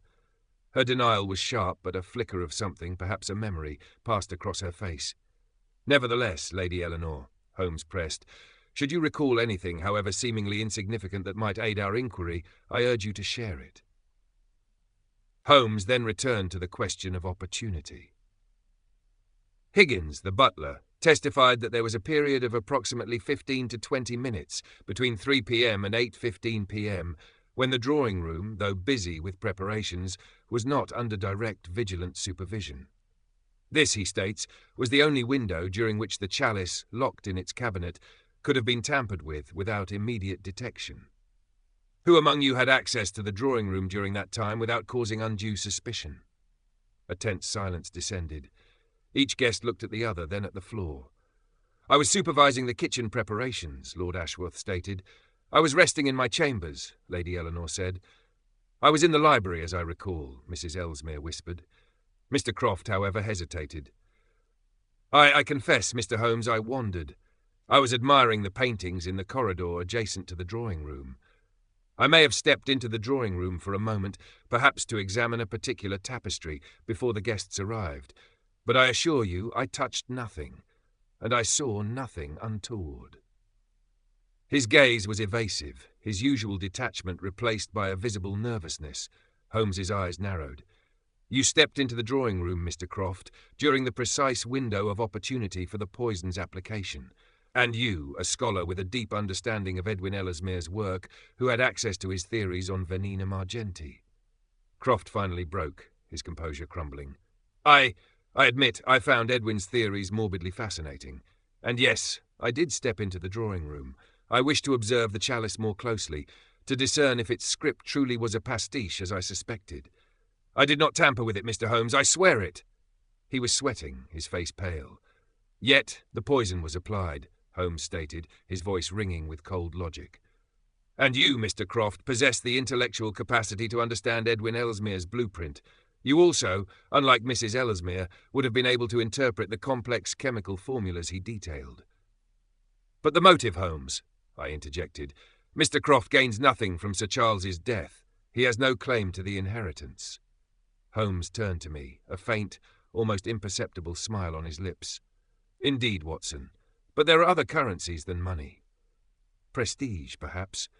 The satisfaction of orchestrating a real-life demonstration of a long-held theory, particularly one as dark and arcane as Venenum Argenti. Or perhaps," he added, his gaze sweeping back to the now visibly trembling Mr. Croft, "there is a connection we have yet to uncover. A silent partner, perhaps, who provided the means in exchange for the knowledge or the thrill of the experiment." The drawing-room was plunged back into a tense silence, punctuated by the ragged breaths of the suspects. Holmes had laid bare the method and the prime opportunity. The motive, though still multifaceted, was beginning to coalesce around the Hadleigh Trust and Edwin Ellesmere's macabre legacy. The question now was which hand, driven by what ultimate desire, had dared to unleash the silver venom. The answer, I knew, was hovering just beyond the veil of polite society, waiting for Holmes to tear it aside. Chapter 9. A Shadowy Alliance. The interrogations had left the suspects shaken, their carefully constructed facades beginning to crack under the relentless pressure of Holmes's logic. Lestrade, though still somewhat bewildered by the intricate family history and the arcane poison, was beginning to see the pieces fit into a more coherent picture. He had dispatched his men to conduct more thorough searches of the suspect's rooms, particularly Mr. Croft's, in light of Holmes's increasingly pointed questions. As night fell once more over Hadleigh Manor, deepening the sense of unease, Holmes and I retreated to the study, eager to review our findings and unravel the final threads of this intricate plot. The air in the study, though filled with the familiar scent of old books and pipe tobacco, still felt charged with the echoes of the day's revelations. "The Venenum Argenti is the key, Watson," Holmes began, pacing before the fireplace, his silhouette dancing in the flickering flames. "The precise, subtle, and targeted nature of its application is beyond the ken of a layperson. It requires either a chemist, or someone with access to a chemist, or, more chillingly, someone who could faithfully reproduce Edwin Ellesmere's detailed instructions without fully comprehending the underlying science. Mr. Croft certainly has the intellectual capacity to understand the ledger," I mused aloud, "and he admitted to being in the drawing room during the window of opportunity. What would he gain from such a monstrous act? Indeed, his direct motive for the inheritance is nil," Holmes conceded. "But consider his fascination with arcane histories, with Edwin Ellesmere's eccentric scholarship. For a man like Croft, the successful execution of such a theoretical curse might be its own reward, a macabre intellectual triumph. Or, as I suggested, he might be an unwitting or even willing pawn in a larger game, his knowledge exploited by another." "And Lord Ashworth?" I pressed. "His resentment towards the Davenports, the loss of his family's timberlands, it's a powerful, long-standing motive. And he acquired the chalice, presented it, and did not drink from it. He also carries the key to the cabinet." "His motive is strong, Watson, undeniably so," Holmes acknowledged, "and his access is absolute. But his genuine surprise at the chalice being a forgery suggests he was not entirely privy to all aspects of the plan, if indeed he is the mastermind. It also implies a certain crudeness to his methods if he resorted to a single direct poisoning. He is a man of status. Such a blatant act would jeopardize everything." "Mrs. Ellesmere, then," I continued, reviewing the possibilities. "She gains the most directly, but her denial of chemical knowledge seemed genuine. Could she have hired someone? Or perhaps, as you suggested earlier, her husband Edwin somehow orchestrated this posthumously?" "The posthumous orchestration is a compelling, if fantastical, notion," Holmes replied. "Edwin Ellesmere was clearly obsessed, but to prepare a poison that would lie dormant for years, waiting for a precise set of conditions, is a stretch even for his genius. No, the poison was freshly applied, the method recently enacted. So, if Mrs. Ellesmere is the beneficiary, and not the perpetrator, who is the hand that wielded Edwin's blueprint?" He paused, then turned to the large map of the Hadleigh estate, his finger tracing the boundary of the lost timberlands. "Let us revisit the Hadleigh Davenport animosity. Lady Eleanor spoke of it with relish.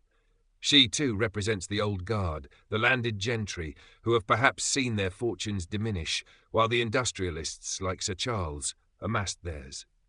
She gains no direct financial benefit, but perhaps a certain satisfaction in the justice of the inheritance reverting. And she is cunning, Watson. Her seemingly innocuous gossip often carries a deeper significance."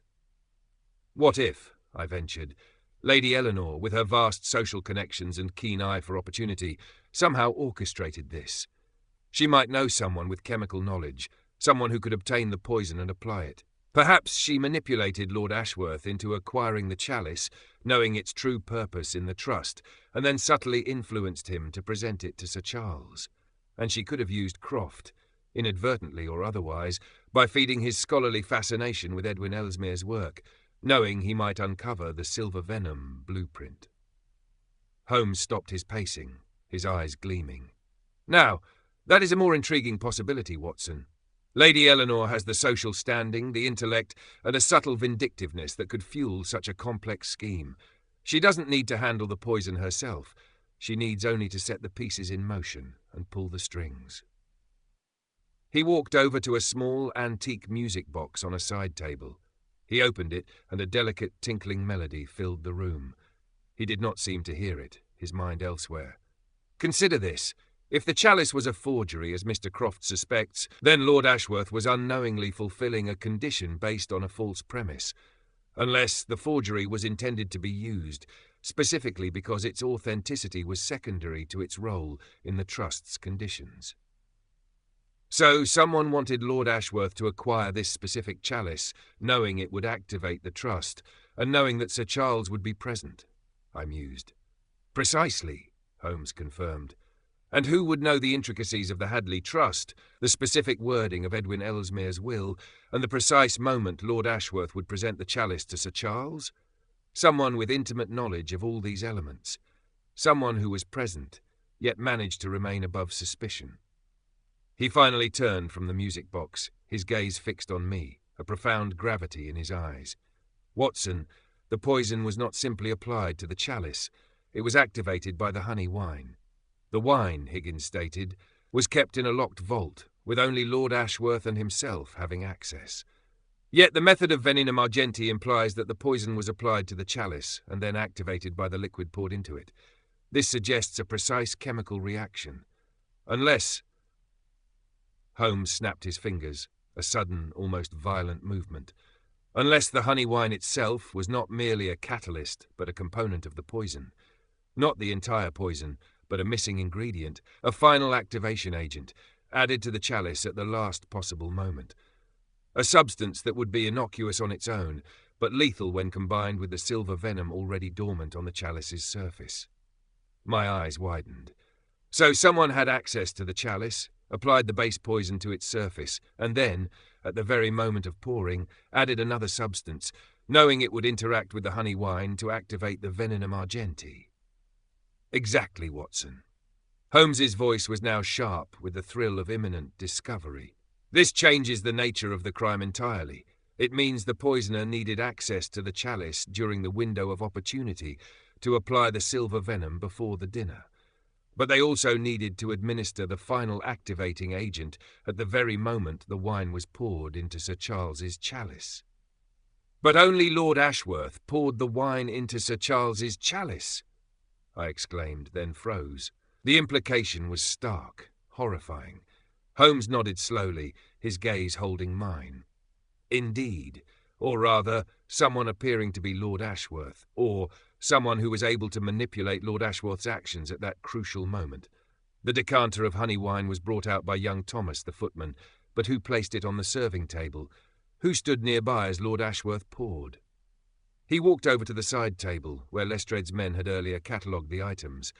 He picked up a small, ornate silver ladle that had been used to serve some of the other drinks. He sniffed it, then examined it closely under a small hand lens. "A faint, almost imperceptible odour here, Watson," he murmured, pointing to a tiny residue on the ladle's tip. "Not of the honey wine, but something else. Something metallic and acrid." My mind reeled. If the final activating agent was on the ladle, and the ladle was used to serve the wine from the decanter into the chalice. "But the ladle was used by Lord Ashworth himself," I cried. "Not necessarily, Watson," Holmes countered, a grim smile on his face. "Recall Higgins's testimony. The decanter was brought out by young Thomas, but who placed the ladle on the serving table? And who amongst our company would have the presence of mind, the sheer audacity and the intricate knowledge of Lord Ashworth's habits, to substitute or prepare a seemingly innocuous serving implement with a lethal purpose, right under his very nose?"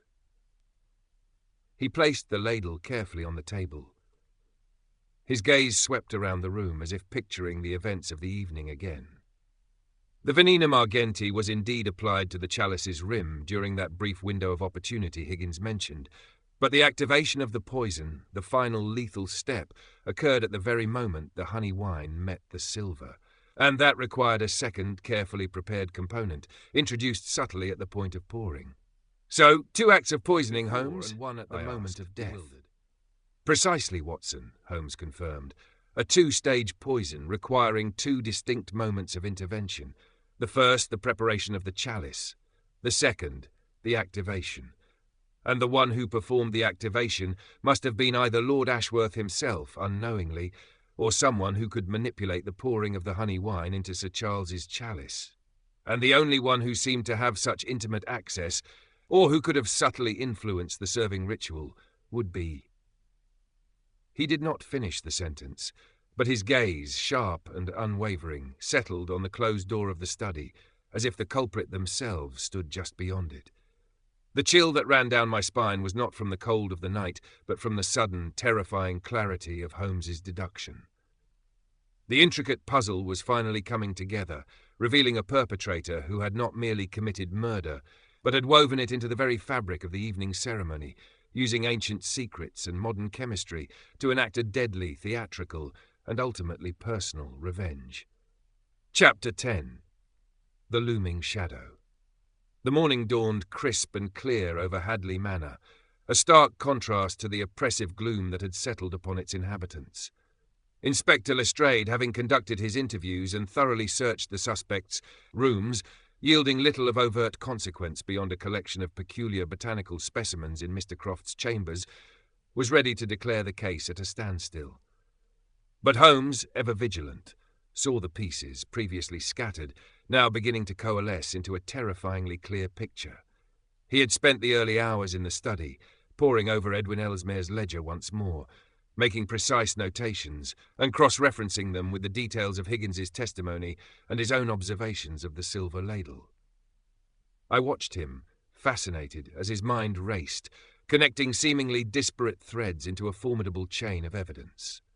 The faint, acrid odour on the ladle, the precise timing of its placement on the serving table, the subtle actions of the culprit, all these details, previously overlooked, now shone with a sinister significance. "Watson," Holmes announced, finally breaking his silence, a familiar glint in his grey eyes, "I believe we have sufficient clarity to bring this unfortunate affair to a head. The method, the motive, and the opportunity are now, in my estimation, perfectly aligned." "You have identified the murderer, then, Holmes?"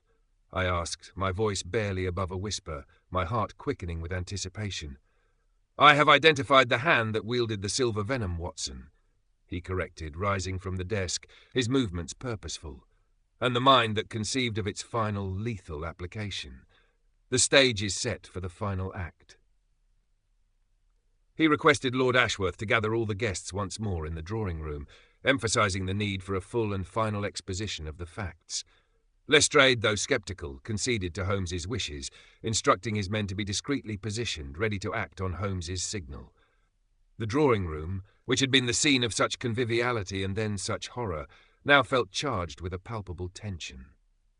The remaining guests, Lord Ashworth, pale and anxious, Lady Eleanor Beaumont, her face a mask of weary impatience, Mrs. Beatrice Ellesmere, her eyes still haunted, and Mr. Alistair Croft, his usual detachment replaced by a visible tremor in his hands, took their seats, each a silent study in apprehension.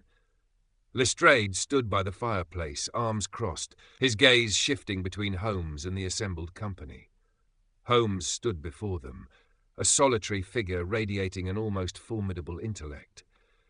He held nothing in his hands, but his voice, though calm, possessed a resonant quality that commanded absolute attention. "Ladies and gentlemen," Holmes began, his gaze sweeping over each face, lingering for a fraction of a second on Mr. Alistair Croft, "we are here tonight not to rehash the tragic events of yesterday evening, but to lay bare the truth behind Sir Charles Davenport's murder." A collective intake of breath rippled through the room. My initial investigations confirmed that Sir Charles succumbed to a potent alkaline poison, specifically a derivative of cyanide, known to its inventor as Venenum Argenti, the silver venom. This highly ingenious and utterly diabolical method was meticulously detailed in the personal ledger of the late Edwin Ellesmere, a document which, as you are all aware, I discovered here at Hadleigh Manor. He paused, allowing the weight of the statement to settle. Mrs. Ellesmere let out a soft moan, but otherwise silence reigned. "The Venenum Argenti operates in two distinct stages," Holmes continued, his voice clear and precise, like a surgeon outlining a procedure. "The first stage involves coating the inner surface of a silver vessel, in this case the Chalice of Antioch, with a dormant pre-prepared poison. This poison, chemically bonded to the silver, would appear as nothing more than a faint tarnish or discoloration, undetectable by conventional cleaning methods. Higgins, the butler, testified that the chalice was thoroughly cleaned and returned to its cabinet by 3 p.m. yesterday afternoon, and that Lord Ashworth himself held the key to that cabinet. This indicates a brief window of opportunity between 3 p.m. and 8:15 p.m, when the drawing room, though busy with preparations, was not under direct, vigilant supervision. Holmes's gaze drifted to Mr. Croft. Mr. Croft, you admitted to wandering into the drawing room during this precise period to observe the chalice more closely.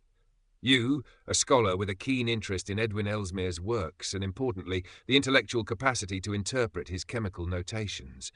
You deny tampering with the chalice. And indeed, to merely coat the chalice with the base poison would require a degree of chemical expertise, but not, perhaps, the final lethal act. Croft swallowed hard, his eyes fixed on Holmes. However, Holmes pressed on, his voice now gaining an almost accusatory edge, the second stage of Venenum Argenti is its activation. The honey wine, while innocuous on its own, acted as a powerful catalyst, reacting with the dormant poison on the chalice to release the deadly fumes that killed Sir Charles. This activation required a final crucial component, introduced at the very moment the wine was poured into Sir Charles's chalice. He paused, allowing the implication to hang in the air. Lord Ashworth looked bewildered, Lady Eleanor aghast. Mrs. Ellesmere gasped.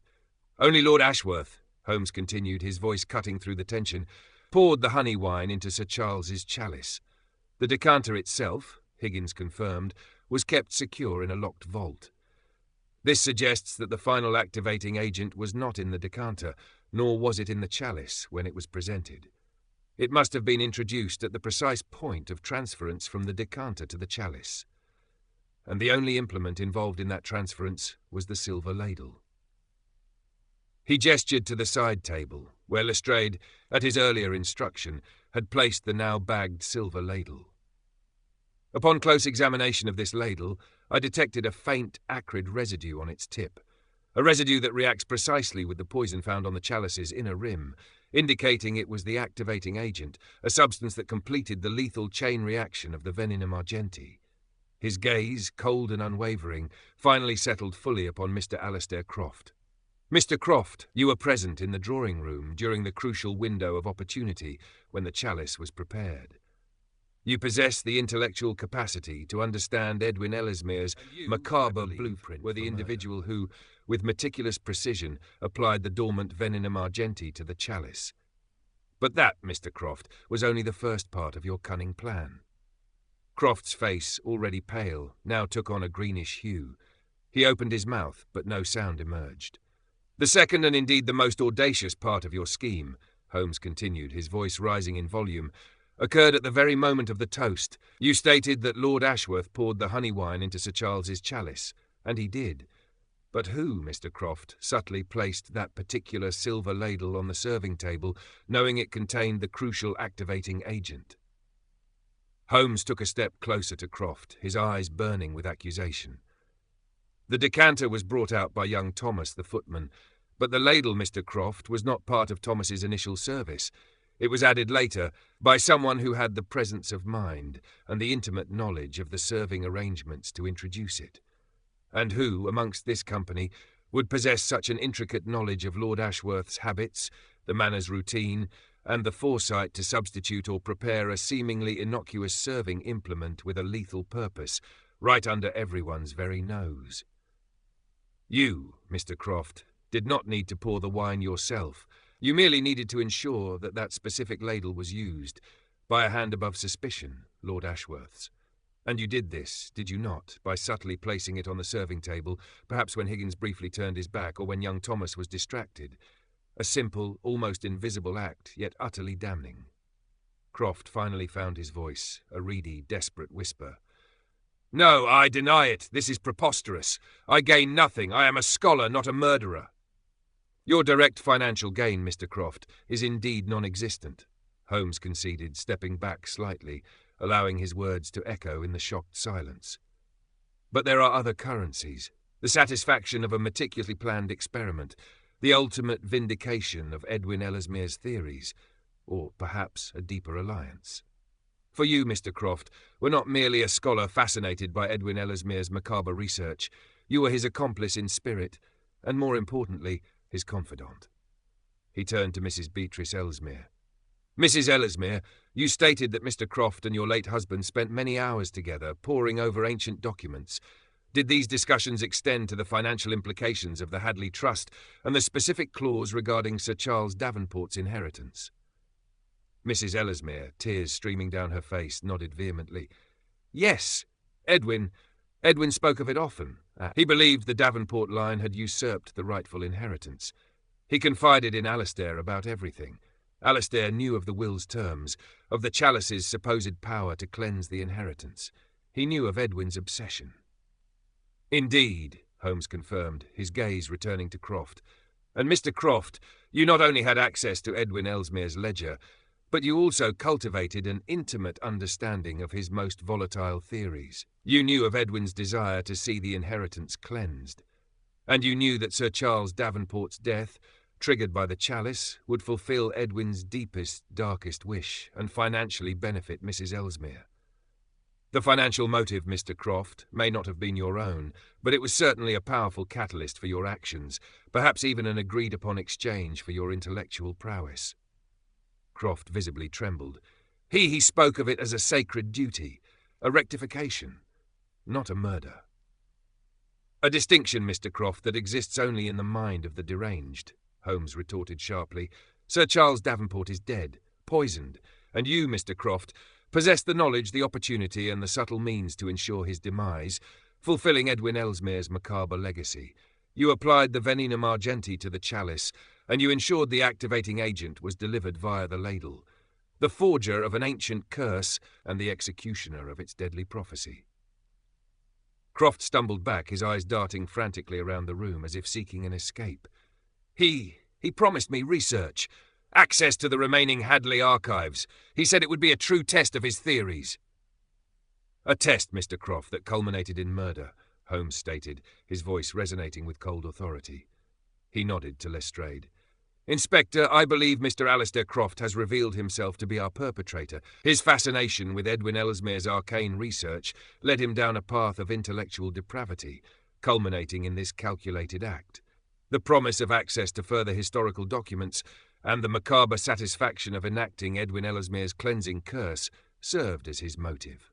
Lestrade, though still slightly overwhelmed by the complexity, saw the logic in Holmes's final pronouncement. "Mr. Croft, I'm afraid I must place you under arrest for the murder of Sir Charles Davenport." He signalled to his waiting constables, who stepped forward to apprehend the trembling scholar. Chapter 11. The Echoes of a Vendetta. As Mr. Alistair Croft was led away, his gaunt frame shaking, muttering incoherently about the purity of the lineage and Edwin's vision, a heavy silence descended upon the drawing-room. The remaining guests, though shocked, also seemed to exhale a collective sigh of relief. The cloud of suspicion that had hung over them had finally lifted, settling firmly upon the shoulders of the seemingly innocuous scholar. Lord Ashworth, still reeling from the double shock of the forgery and the murder committed in his home, stared blankly at the spot where Croft had stood. "A scholar, a murderer, this is beyond comprehension. And the Chalice, a forgery? I was utterly deceived." "Indeed, Lord Ashworth," Holmes replied, his voice a little softer now that the immediate tension had passed. Mr. Croft's knowledge of ancient languages and history, combined with his intellectual fascination for Edwin Ellesmere's eccentricities, made him the perfect accomplice, or rather the perfect tool. He understood the subtleties of the Hadleigh Trust, its historical context, and the profound psychological power of a supposed ancient curse. "But why would he do it, Holmes?" I asked, still struggling with the sheer audacity of the crime committed by such an outwardly unremarkable man. What true gain was there for him in seeing Edwin Ellesmere's theories proven, if it meant murder? "For some, Watson," Holmes explained, turning to me, a thoughtful expression on his face, "the pursuit of intellectual validation, the ultimate proof of a cherished theory, can become an overwhelming obsession. Croft was not driven by monetary gain, but by a twisted form of academic ambition. He saw Edwin Ellesmere's Venenum Argenti as a brilliant, if deadly, concept, and he craved to see it realized, to prove its efficacy." He picked up a discarded napkin from the serving table, idly turning it over in his fingers. Moreover, consider the long-standing feud between the Hadleighs and the Davenports. Lady Eleanor spoke of it with a certain relish, recalling the timberlands lost to Sir Charles's grandfather. Edwin Ellesmere, obsessed with the purity of the Hadleigh lineage, saw Sir Charles as an interloper, a corrupting influence on the rightful inheritance. Croft, in his scholarly absorption, likely absorbed this deep-seated resentment, seeing himself as an instrument of historical justice, an agent for the cleansing curse Edwin so fervently believed in. Lady Eleanor, now composed though still pale, nodded slowly. It is true. The Davenports always seemed to mock the ancient families, with their new money and their crude industrialism. Edwin, poor misguided soul, truly believed in the sanctity of when the rightful heirs would reclaim their legacy. And it was this shared obsession, this mutual resentment for the Davenport line, however subtle in Croft's case, that formed the bedrock of their shadowy alliance, Holmes concluded. Edwin Ellesmere provided the theoretical blueprint for murder, meticulously documented in his ledger. Croft, with his chemical understanding and his precise, almost surgical approach, provided the means of execution. He applied the dormant poison to the chalice during the period of unvigilated preparations in the drawing-room. And then, at the crucial moment of the toast, he subtly introduced the activating agent via the ladle, knowing that Lord Ashworth's unsuspecting hand would deliver the final fatal dose. So, Lord Ashworth was merely a pawn in this deadly game? I asked. An unwitting participant, Watson, Holmes confirmed. His desire to acquire a rare artifact, and his perhaps naive belief in its authenticity, played directly into Croft's hands. Croft understood Lord Ashworth's pride, his desire to impress, and his long-standing, if dormant, resentment towards the Davenport line. He used these very human traits to his advantage, orchestrating the murder under the very nose of the manor's master. Mrs. Ellesmere, tears still staining her cheeks, looked up. And I am to inherit all that fortune? After all this? Her voice was filled with a mixture of disbelief and profound sadness. The terms of your late husband's will are clear, Mrs. Ellesmere, Holmes said gently. The inheritance reverts to you. A tragic windfall indeed. For the cost of this fortune, a life has been taken and another ruined by intellectual vanity and a twisted sense of justice. Lord Ashworth sighed deeply, running a hand over his face. To think all this over an old family trust and a piece of land lost generations ago. The shame, the absolute shame upon my family name. The roots of bitterness run deep, Lord Ashworth, Holmes observed, his gaze solemn, and sometimes they flower into the most noxious of blooms. This case is a stark reminder that the past, however distant, often casts a long and lethal shadow upon the present. He turned to me, a weariness settling upon his features that was rarely seen. Come, Watson, our work here is done. Lestrade will handle the details of Mr. Croft's incarceration. The Chalice of Antioch, whether genuine or not, will forever be tainted by the poison it held. And the Hadleigh Trust, once a mere eccentricity, now stands as a monument to a bitter vendetta and a scholar's deadly ambition. The grand drawing-room, now bathed in the gentle glow of the afternoon sun, seemed to shed some of its oppressive gloom. But the echoes of Sir Charles Davenport's collapse, the revelation of the silver venom, and the chilling confessions of Mr. Alistair Croft would undoubtedly linger within its walls for generations to come, a grim testament to the case of the poisoned chalice. The final act had played out, but the human drama and its tragic consequences would resonate long after the final curtain fell. Epilogue, the quiet aftermath.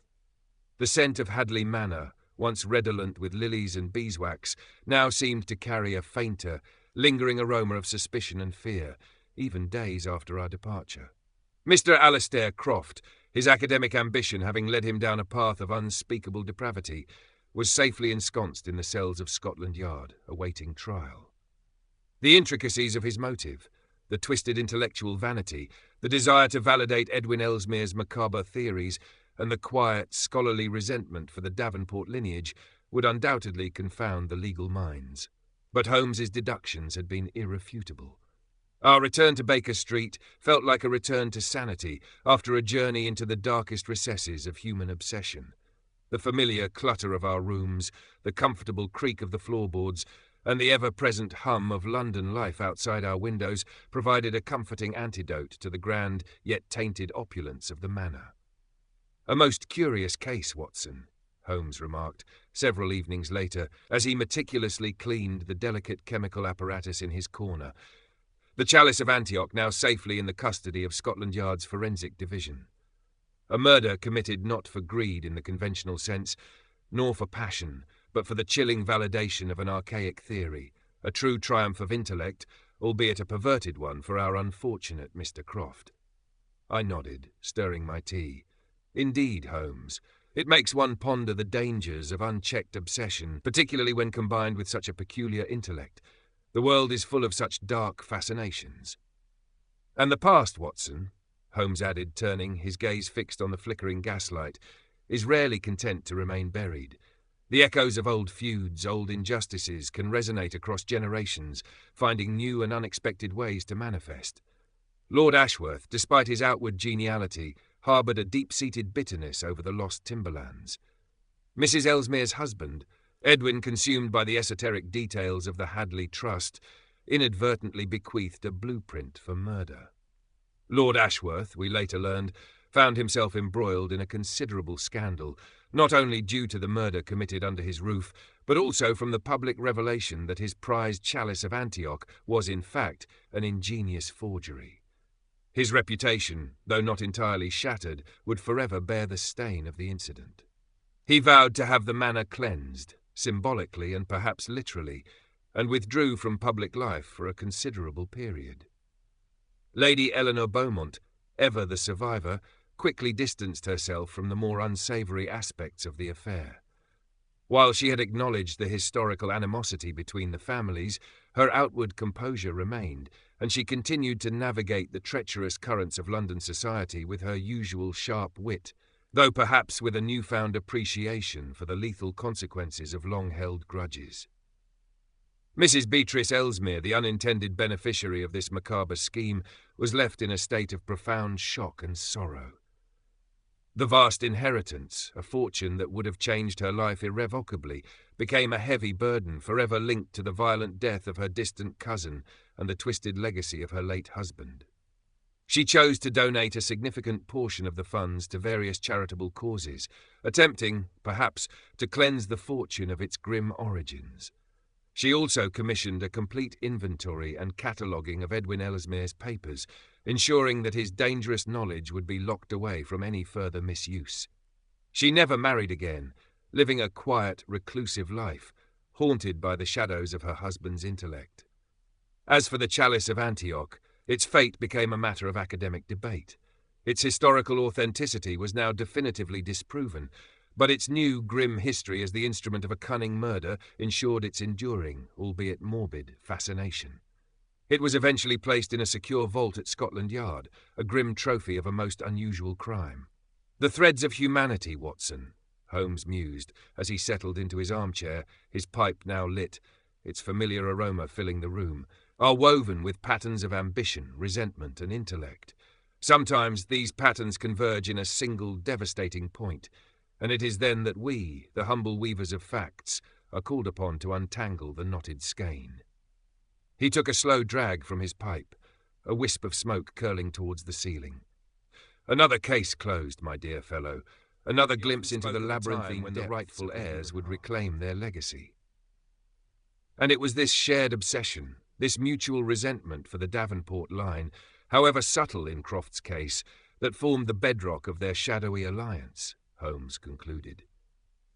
Edwin Ellesmere provided the theoretical blueprint for murder, meticulously documented in his ledger. Croft, with his chemical understanding and his precise, almost surgical approach, provided the means of execution. He applied the dormant poison to the chalice during the period of unvigilated preparations in the drawing-room, and then, at the crucial moment of the toast, he subtly introduced the activating agent via the ladle, knowing that Lord Ashworth's unsuspecting hand would deliver the final fatal dose. So, Lord Ashworth was merely a pawn in this deadly game? I asked. An unwitting participant, Watson, Holmes confirmed. His desire to acquire a rare artifact, and his perhaps naive belief in its authenticity, played directly into Croft's hands. Croft understood Lord Ashworth's pride, his desire to impress, and his long-standing, if dormant, resentment towards the Davenport line. He used these very human traits to his advantage, orchestrating the murder under the very nose of the manor's master. Mrs. Ellesmere, tears still staining her cheeks, looked up. And I am to inherit all that fortune, after all this? Her voice was filled with a mixture of disbelief and profound sadness. The terms of your late husband's will are clear, Mrs. Ellesmere, Holmes said gently. The inheritance reverts to you. A tragic windfall indeed. For the cost of this fortune, a life has been taken, and another ruined by intellectual vanity and a twisted sense of justice. Lord Ashworth sighed deeply, running a hand over his face. To think all this over an old family trust and a piece of land lost generations ago. The shame, the absolute shame upon my family name. The roots of bitterness run deep, Lord Ashworth, Holmes observed, his gaze solemn, and sometimes they flower into the most noxious of blooms.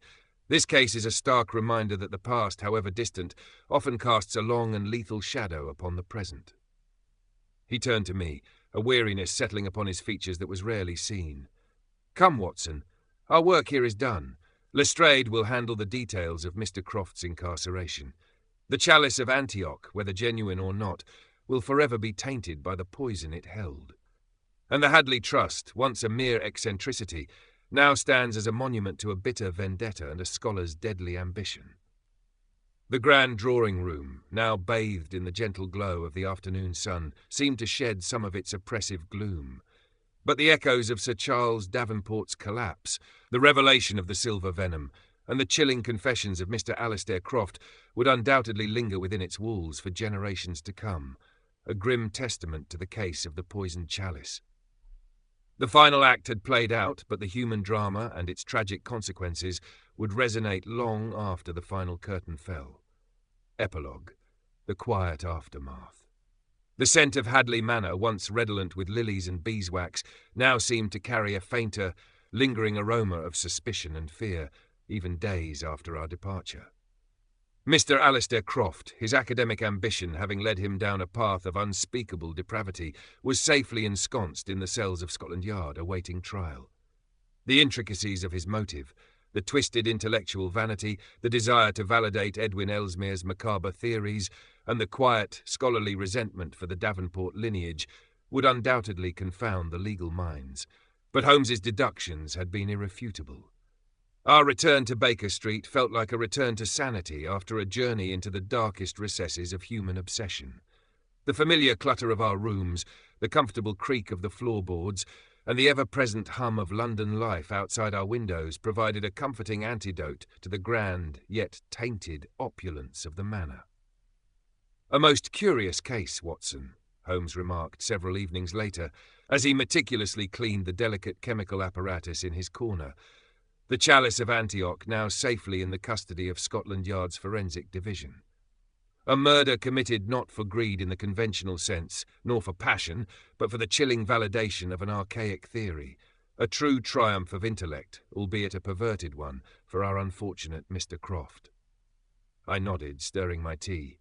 Indeed, Holmes, it makes one ponder the dangers of unchecked obsession, particularly when combined with such a peculiar intellect. The world is full of such dark fascinations. And the past, Watson, Holmes added, turning, his gaze fixed on the flickering gaslight, is rarely content to remain buried. The echoes of old feuds, old injustices, can resonate across generations, finding new and unexpected ways to manifest. Lord Ashworth, despite his outward geniality, harboured a deep-seated bitterness over the lost timberlands. Mrs. Ellesmere's husband, Edwin, consumed by the esoteric details of the Hadleigh Trust, inadvertently bequeathed a blueprint for murder. Lord Ashworth, we later learned, found himself embroiled in a considerable scandal, not only due to the murder committed under his roof, but also from the public revelation that his prized Chalice of Antioch was, in fact, an ingenious forgery. His reputation, though not entirely shattered, would forever bear the stain of the incident. He vowed to have the manor cleansed, symbolically and perhaps literally, and withdrew from public life for a considerable period. Lady Eleanor Beaumont, ever the survivor, quickly distanced herself from the more unsavoury aspects of the affair. While she had acknowledged the historical animosity between the families, her outward composure remained, and she continued to navigate the treacherous currents of London society with her usual sharp wit, though perhaps with a newfound appreciation for the lethal consequences of long-held grudges. Mrs. Beatrice Ellesmere, the unintended beneficiary of this macabre scheme, was left in a state of profound shock and sorrow. The vast inheritance, a fortune that would have changed her life irrevocably, became a heavy burden, forever linked to the violent death of her distant cousin and the twisted legacy of her late husband. She chose to donate a significant portion of the funds to various charitable causes, attempting, perhaps, to cleanse the fortune of its grim origins. She also commissioned a complete inventory and cataloguing of Edwin Ellesmere's papers, ensuring that his dangerous knowledge would be locked away from any further misuse. She never married again, living a quiet, reclusive life, haunted by the shadows of her husband's intellect. As for the Chalice of Antioch, its fate became a matter of academic debate. Its historical authenticity was now definitively disproven, but its new grim history as the instrument of a cunning murder ensured its enduring, albeit morbid, fascination. It was eventually placed in a secure vault at Scotland Yard, a grim trophy of a most unusual crime. "The threads of humanity, Watson," Holmes mused as he settled into his armchair, his pipe now lit, its familiar aroma filling the room, "are woven with patterns of ambition, resentment, and intellect.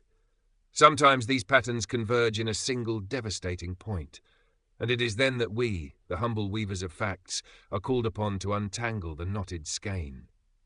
He took a slow drag from his pipe, a wisp of smoke curling towards the ceiling. "Another case closed, my dear fellow.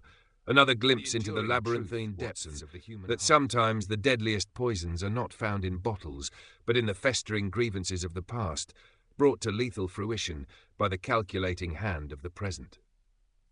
I made a final entry in my journal, recording the quiet end to a case that had begun with such a sudden, terrifying flourish. The city outside continued its ceaseless hum, unaware of the intricate drama that had unfolded within the walls of Hadleigh Manor. But for Holmes and me, the case of the poisoned chalice would forever remain a stark reminder of the long reach of history, the intoxicating allure of dark knowledge, and the chilling ingenuity of a mind consumed by a deadly ambition. Thank you so much for listening to our Honouring Audiobooks original Sherlock Holmes adventure. We hope you enjoyed the story. Don't forget to leave a comment letting us know which story you'd like to hear next and where you're tuning in from. We love hearing from our detective fans around the world. See you in the next adventure.